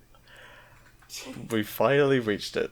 The Matanui robot, the Great Spirit robot, as it will become known throughout the rest of the story. Yeah, the whole Matoran universe is inside of that. The only places we've been to that are outside of it are the island of Matanui, which is now destroyed, the island of Voyanui, which is now back inside the robot where it belongs, and the pit / Marinui, which is just sort of around his appendix area. Yep. And another thing is, so coming back to something I said, do you remember you were asking me last episode about that superpower I mentioned? Yes. Of how I can guess. This was far too ridiculous for that superpower. But I did, Yes, we did. I want to know did what you actually- were guessing. Like, what did you? Why did I this did not actually click guess with you? one. I did actually guess one aspect of it, but Yes. not the fucking ridiculous part. When I was growing So, up, I just the when I was growing Let up, him finish. I- No, Josie, you let him finish. all right. I'm sorry. When they established that the Makuta had become gas, the very first thing that they did was have one of the Makuta take over a robot body. Yes. And that set the gears in motion in my head that Makuta's plan, the reason they needed Matanui to wake up was because, I mean, everything's a robot here, why wouldn't Matanui be a robot? So I thought, well, he can take over robots, maybe he'll take over Matanui. I didn't think Matanui, he was going to take over a fucking island. That's... Yep. Oh, I do want to clarify something real quick for Levi about the Borak had to shave his face so that the island could break, basically, so it could be destroyed But- more easily, so he could get up. Yeah, he can't go to. He can't go. He a can't. species in order to shave him. He can't go. He can't go to work in the morning. He can't go to work in the morning until he shaves. And I just wanted to share those two images in Recording General were promotional art as well in the first years. Yep. Yep. Well, the second one, that's from Makuta's Guide to the Universe, isn't it? Is it? Okay. I just Yep. took it straight from BSO1, so... The fucking Avmatoran, when they turn into the Borak, they're like, we have this great purpose, we're brothers with you, Toa, we have... This is going to be tremendous, Yep. we have a great destiny. They're literally... They eat his face stubble Yep. and fall asleep again. Yep. This Bionicle 2008, murdering babies to turn them into razors. And Matoro and the Mask of Life were both literally spare batteries. Yeah. Yep. Yeah. Matoro with spare batteries. Yeah. Like, I thought that was a metaphor. No, he is actually a battery for a mechanical creature. So, Yep. why does that infuriate you, Levi? It infuriates me because every single plot point established up to this point has been conspiring against me figuring this out on my own. What? It's the epitome of the opposite of show don't tell. Basically, Levi is very resentful of the fact that this was very obvious in retrospect, but it's obvious in retrospect because you needed to be told what was happening. There was no way for you to figure it out until you were told. I mean, Yeah. Unless you were going into unless you spoke Polynesian and were like dissecting the dictionary. Congratulations, you got it. There were people who figured it out, but Not that many, actually. yeah. This was a theory, but not a widely held one because it was ridiculous. But it's like I was stupid as a kid. I just thought, nope. Clearly, the Matoran universe is just caves. Yeah. I mean, I The think whole invented the universe world- is just caves. They even invented a new definition for the words universe and dimension just to stop me from guessing this. Basically, the reason they call it a universe is because it's more accurately, it's a micro universe, like in Rick and Morty. Nah.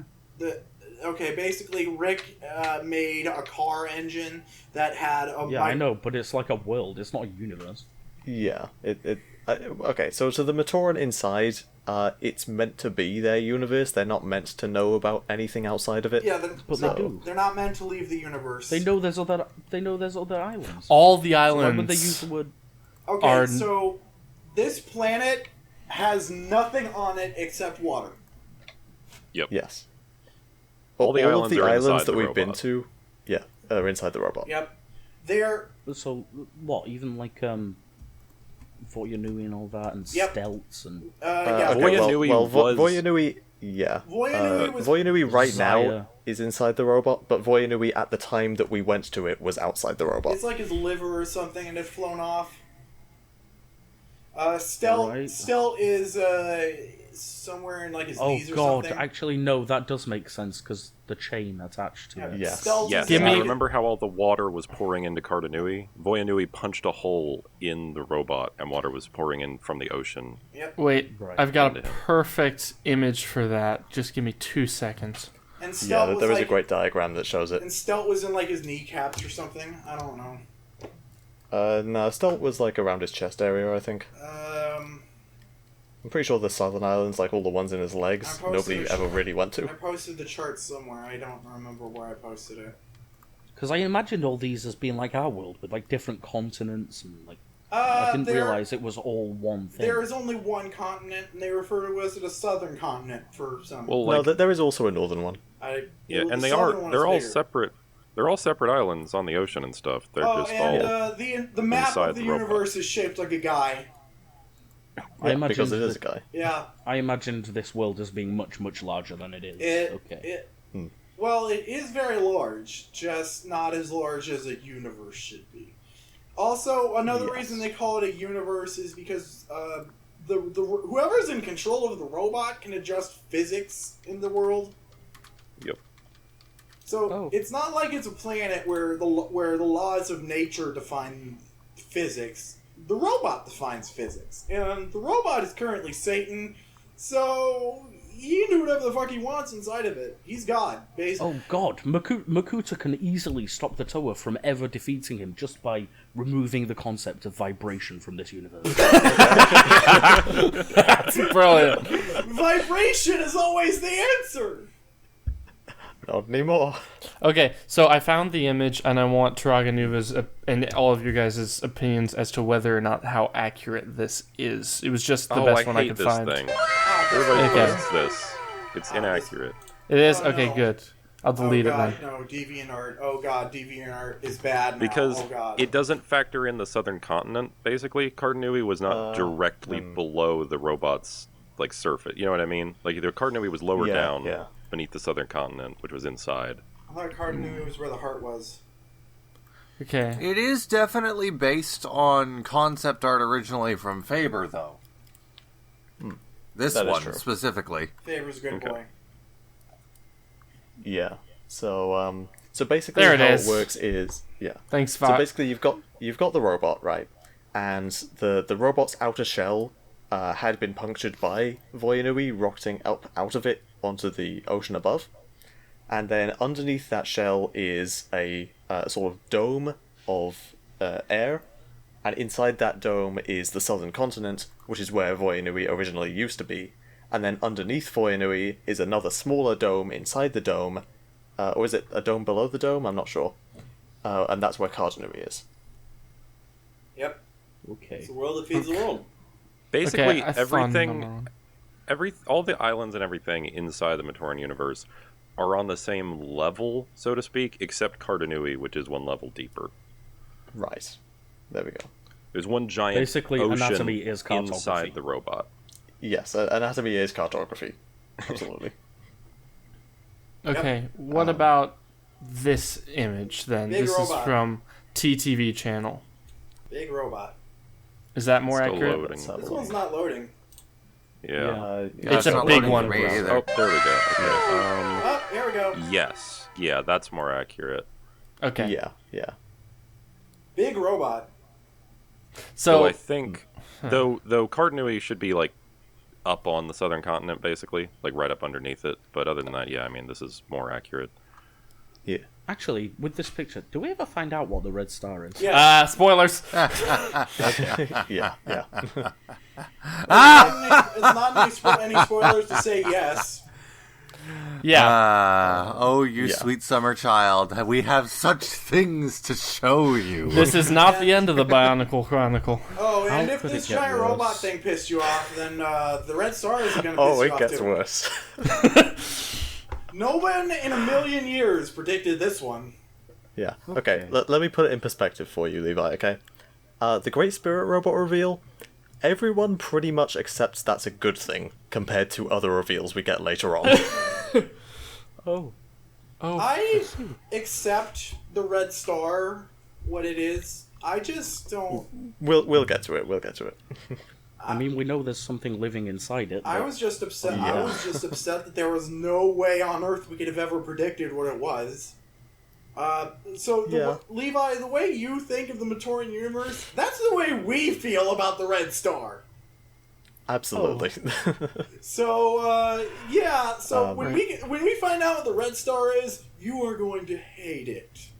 Right, Probably. speaking of that, You let's are find out going some more. You are going to cry Yes. yourself So- to sleep for the next month. Here's another image of Motonui, by the way, that I kind of like better. It's the Okay. same one Yeah, with that's contrast. that's probably a more accurate one. Yeah.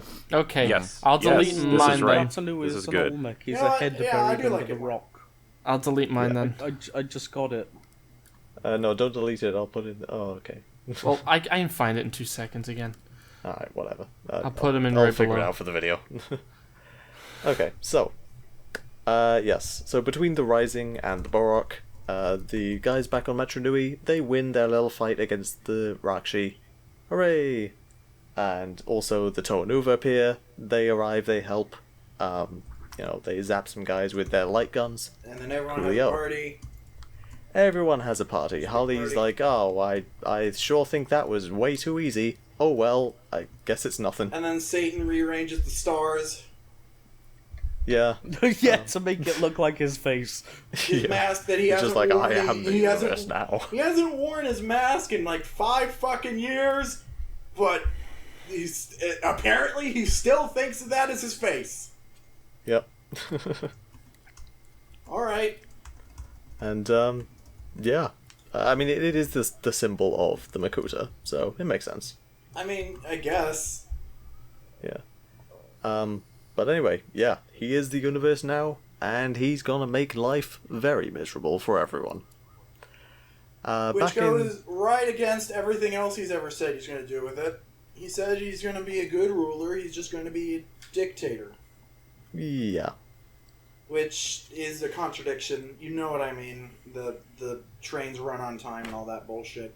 Yeah. Well, anyway. Are you comparing Makuta to Mussolini? Yeah. Okay. 2004 was the not all cops year. I suppose. Okay. Yeah. So, anyway. Back in the Chamber of the Brain, That's where all the guys are. Yep, the brain chamber. The brain chamber, yes. Yeah, the brain chamber. Pterodax That's why reveals it's all. That's why it's so secluded. They don't want blood getting into the brain where it's not supposed to go. The matoran of the blood. So yeah, Pterodax is finally, he's finally done it. He is the universe and all that. So he's like, right, Miserix, you're a painting. Toahaga, you're brainwashed and think everything's fine. Kitongu, Butaka, Axon, I'm going to teleport you to some nice southern islands. Have fun. And Have Helrix, fun. and Have fun Helrix, have fun dealing with my athlete's foot. Yep. And Helrix, you're going to stay in my brain forever. Bunions! That's the word I was thinking of. Okay. Because the southern islands are his feet. Why do you always try to make a joke before you have the minutia of the joke worked out in any way, shape, or form? Because if I don't make the joke as quickly as I can, and then I'll forget it. Anyway, those jokes are better when they're explained. Anyway, so I did throw up So the southern in the islands. chat. So the southern islands are just his legs and feet. Yeah. So when he banishes people into the legs and feet, he's thinking, "You go away, go to my pants now." Who rules the crotch? Hold on. There's specifically an island where his penis would be. Hold on, let me check. Daxia. So apparently the Illuminati's headquarters is in his crotch. Dixia? The Illuminati's headquarters are in his crotch. No one would ever look for them there. I suppose not. I mean, I guess Rodaka would probably look there, but she's already there. Yeah. Oh, so you've got the pit at the bottom of the island, at the bottom of the ocean, and he's buried under the ocean. So does that confirm that the black water is stored in the balls? Yes, it literally is. I'm leaving this podcast. I'm never coming back again. Gathered Friends is cancelled. Thank you very much for watching. No, you can't cancel us. It's Curtis's show. We'll just put it on a different channel. He has mutagenic piss. Leave this house. Oh, dear. So he talks to the people that are in his brain. Is all like, so what should we do now that I've won? You want to talk about the latest Accolini scores? I sure do love the sports ball. Yeah. He literally asks if they want to make small talk about the football scores. It's ironic. It's it's rhetorical.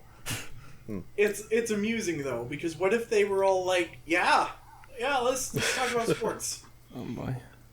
But what if Kitonga was all like, play ball?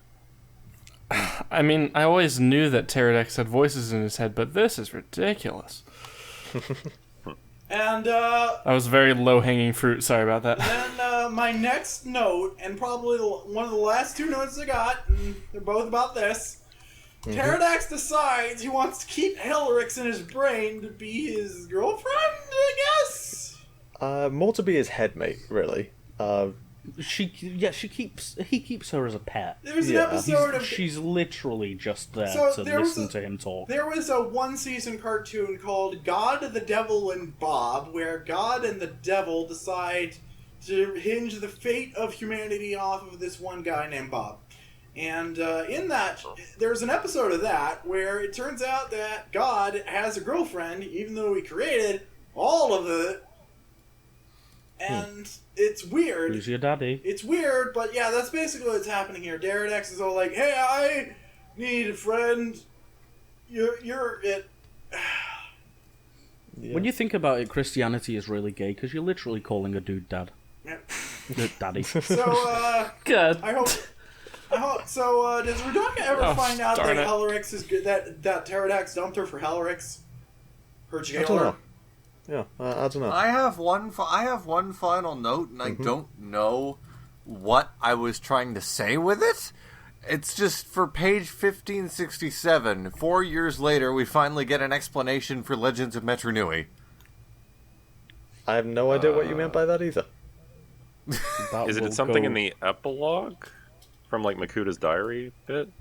Well, I don't have my tablet on me right now, so I can't just like flip through it and figure out what that was on page 1567. All right, let me go. I have the PDFs on my computer. No, let it go unanswered for eternity. My last note is God keeps a diary. Yeah. And it makes him look like a Saturday morning cartoon villain. I just find it so amusing. Fucking... The entirety of it belongs Is he on writing this? Is he writing this? Is he carving this on something, or what? My headcanon is this is like the first thing that forcing he had Hellrix to carve it. Yeah. Right, that's what I imagine. Like he's just turned Hellrix into his personal chronicler. Yeah. Because we've seen this before from him, and from the Shadowed one. We've established that they both have to have someone there to listen to them, like, at all times. Because so she's not as... They just need someone to keep down their very wise ideas. So she's not his girlfriend, she's his chronicler with benefits. Yes. Liam, what was that page? The benefits being that she lives. Liam, what was that page number? 5. 1567. 5. Okay. Yeah. So, Makuta's keeping a diary, and Liam, it's interesting that you said it makes him sound like a Saturday morning cartoon villain. I was thinking of a very different TV show. I'm thinking it makes him sound incompetent. I was thinking of a little TV show you might have heard of called The Fresh Prince of Bel-Air. Now, this is a story all about how my life got flipped and upside down. Well, I'd like to take a minute, just hear this verse, I'll tell you how I became the supreme ruler of the universe. On the island of Dextrol, born and raised in the laboratories where I spent most of my days, chilling out, maxing, relaxing, all cool, no, making some rahi for the mature, and when a couple of barracky, up to no good, started making trouble in my neighborhood. I got in one battle fight and I got an idea. I said, what if I just did what they did but I did it better? So Miserix debated with me day after day, so Cricket packed his suitcase and sent him on his way. Took over the Brotherhood, schemed against the Great Spirit, I put the Kraken on, I said I might as well kick it. Undercover, back to the bone, sending Matanui to sleep from Jubala's throat. Is this what the people of Metronui live in like? This might be alright. I tricked some Toa, they didn't realize. The leader's named Tahu and he had fire in his eyes. If anything, they were a bunch of dipshits, but I thought, now forget it. Yo, wake up the Great Spirit. I pulled into the court just before he awoke and I yelled to the Toa, yo, I tricked all you folk. I looked at my universe, I'd achieved my dream, to sit on my throne as Makuta Supreme. I love it. Why do you hate that everything that is holy in this world? Mix it properly. I want to see that on your channel. Yes. Add reverb. Every song, all music sounds better with reverb. Absolutely. Call up all the art museums, all of them. It's like, hey, I know you don't normally put music itself on art, but yeah. Well, with that, I'm done. I don't know if you guys have anything else to say about And speaking of done, I'm done with this book. I'm done with this story. I am done with life. And you say there is worse to come? Yes, absolutely. Now the real question is, can we waffle on for just long enough to get this podcast over 4 hours?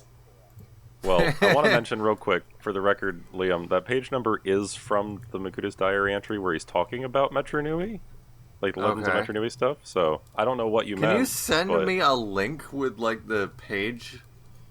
Like, can you link directly to the pages on the web version? No, because the web version doesn't have pages. I can link you to a chapter, but I can't. Well, just send me a screenshot of the page then. Sure. Yeah, a quick note on that question, although. So if they added a Bionicle character to Smash, which Smash would it Smash?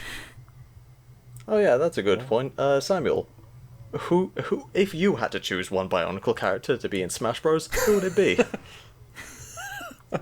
Who is your guy? Who is my guy? Who is hashtag your guy? Yeah. Here's my pick. I don't know if this is my pick for Smash Bros, but in terms of like, gosh. Gotta be a character that's been introduced so far. Can't be. Yeah. It can't be like G2 Makuta or something. Can't be fucking Barracks. Oh, and are you gonna get me a screenshot or what? No, I'm working you, on it. Liam. Sorry, I can't fit the whole page on my screen one time. Here's the first bit. Oh. Yeah. What the fuck? I think we're doing the hunt for Liam's thingamajig. Yeah. His point. I'll think about my guy. It's just like what character I like the most so far. Basically, Yep, yeah. that exists so far. Right. And you can't choose Vaison because he's already too powerful. You can't choose the obvious ones. Yeah, I just want to say, though, there's one passage from Vazan. I don't know if we've gotten to it yet, but it is my favorite little bit of reading in all of Bionicle. I think you'll know it when you see it.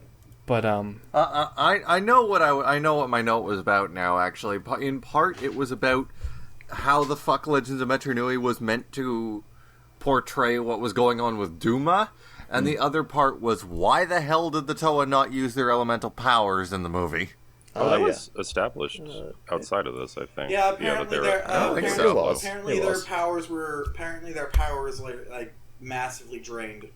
Because they mention in the Kraka story a lot that they're like barely able to use their powers because they've kind of used them up. Yeah, but they still did it. No. Obviously, what happened was a character that they never saw before showed up randomly and hit them with a laser scythe. Obviously. Oh yeah, I had a note that I was going to mention earlier as well. Yes, you did. Yet again, for another book, for another episode, we cannot go an episode without mentioning crabs. Yep. Even if we have to have a stupid joke that Liam thinks could be about two girls, one cup. And I has mentioned... to be a crab in every episode. Yep, I mentioned... okay, you go first because you're gonna want to end this. Is that what's in the red star? Is it a crab? Oh god. Liam. We can neither confirm nor deny. I'll say it's very possible. Cuckoo. I don't know if a crab would be in there, but theoretically, if a crab filled specific criteria, then yes, there would be a crab in there. Anyway, so I said that you could reenact Two Girls, One Cup with Lego. They released a Lego dog poop emoji piece. Did they? Yep, there's a minifigure of a dog walker, comes with two dogs, two dog shits. It comes with two? Two. It comes with two? It's a one stud. I'm gonna buy this set. This is great value for money. Oh, and it's only $5 or less. It's one of those blind bags, and I only bought one, and I felt the bags because they don't put them in garbage bags inside the bag. You just feel them up, and you get your dog shit. Yeah. Anyway, the dog shit is unfortunately a very good shape for ice cream.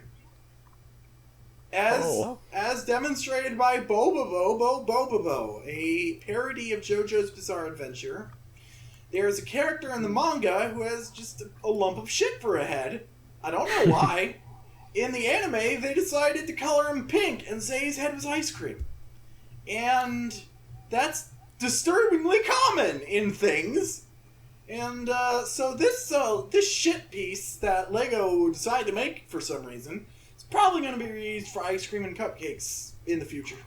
Mm-hmm. And we're just going to have By to the deal way, with it. Levi, here's another image of Motunui from way back when it was fucking a thing. Yeah.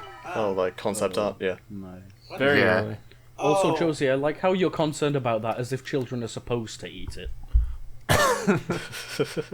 They specifically put a warning on it not to. This art is like I back from like the do. I don't think any kids are going to get confused and accidentally eat the dog I shit. thought it was Boneheads of Voodoo Island. Yeah, this is concept art from the Boneheads of Voodoo Island phase of development. The face is very obviously a skull. And they decided to go a little bit more subtle with later designs. That reminds me too. Watch this as well, because this is one of the earliest. Oh boy. The earliest things for Bionicle in its original conception phase. Yeah. Okay. Again, if you could tell me when you click play. Okay. Oh yeah, my rage has subsided a little bit photo for a minute. Because of that photo for a minute. So it kind of makes sense now that Matanui was the island all along. If you think about it, like, if you think maybe they took Oh dear God, that head sculpt. inspiration from the Olmec heads, because obviously in the last couple decades it's been discovered that they're not just heads. There's a whole body under the earth as well. Yes. I don't think I'd ever actually seen these other head sculpts besides this gray one. Are you watching the video, by the way, Levi? I'll click it now. Okay. Play. Cool. Have I not seen this video before? What the hell? I've seen it once or twice. I've definitely seen this not Monas. Voodoo heads.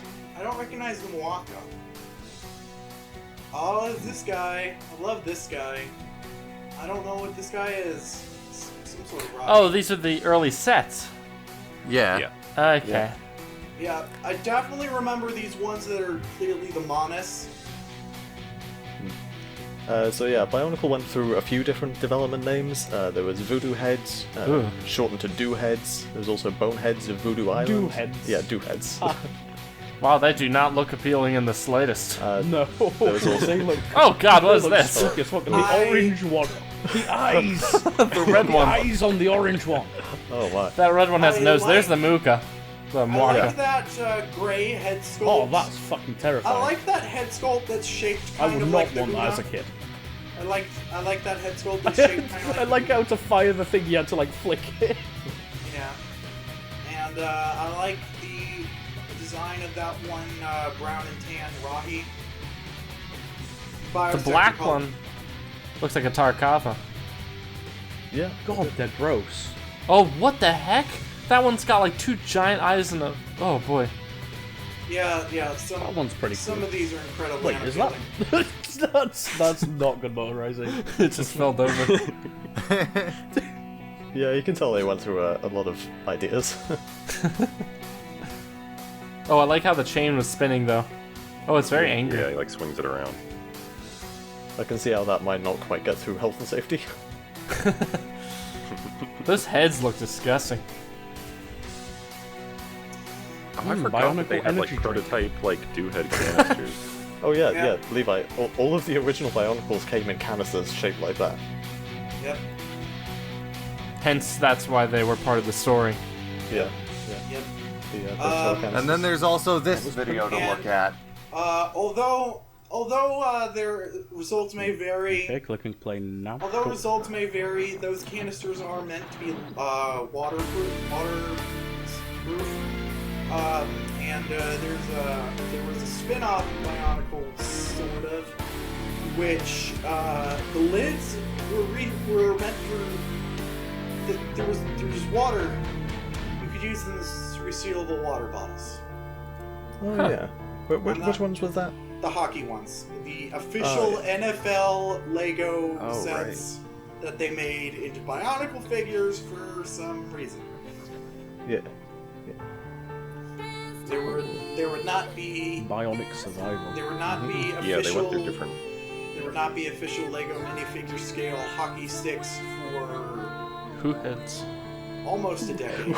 Heads. Hee-haw! Oh, wow. Nice max designs, though. Gob to Doc.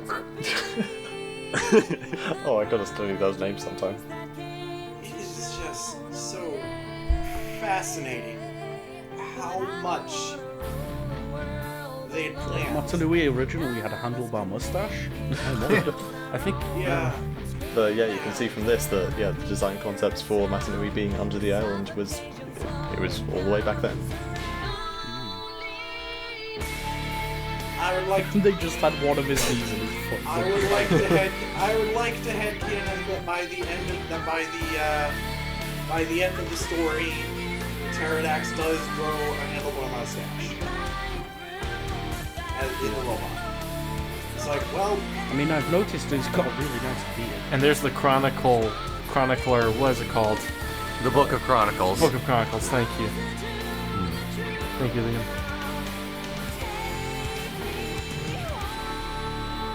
I'm really glad that Faber released all that. He did. Yeah. This was on his Turaga Beach site, wasn't it? Mm. Yeah. yeah, it says it. So yeah, Christian Faber, of course, noted concept artist and original concept designer for Bionicle. What is that? Onua. Yeah. That's great. Yeah, he released a lot of old concept art and stuff on his blog, which is really cool. It's nice to see the development history. That, by the way, would have been Onua back when he was called Claw. And there's Liwa. Or The Axe, reason, as he was I known. assume the reason we're showing him all of this is because the next year they have to just write new stuff. This was basically the Steven Universe Season 5 of Bionicle, what we just read. It's like they ran out of production bio and have to write new stuff. So none of this could possibly spoil you. It's like, this is all stuff that, yeah.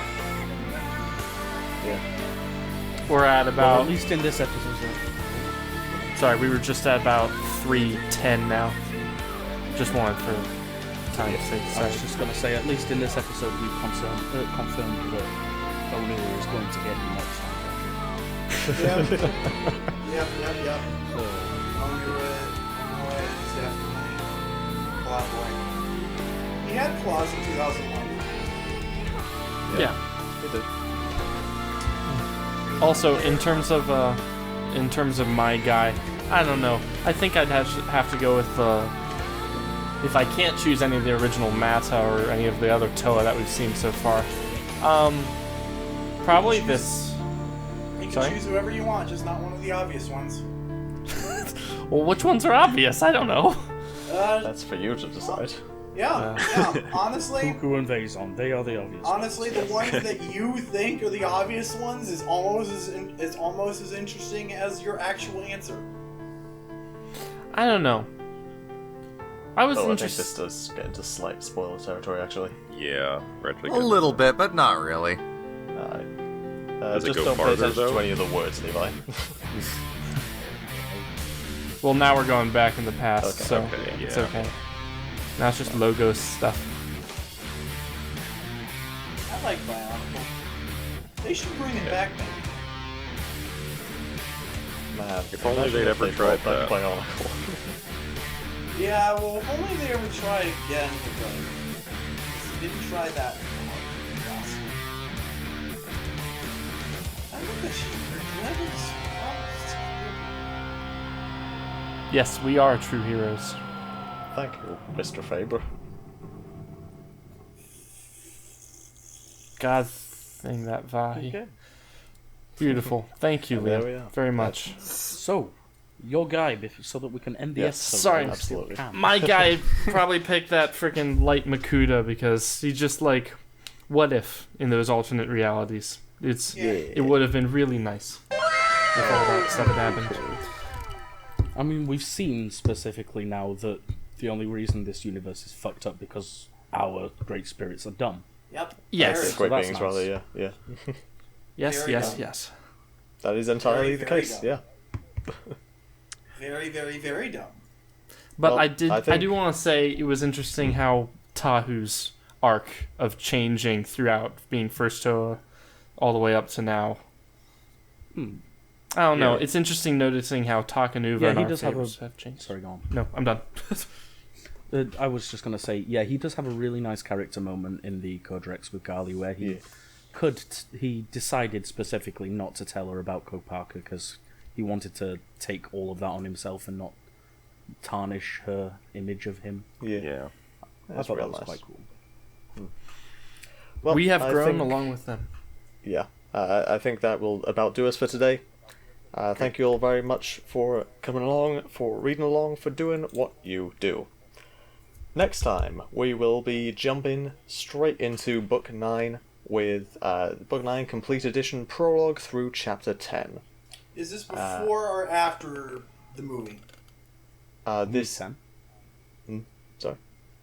Only 10 because they're long chapters. Ah, Yeah. okay.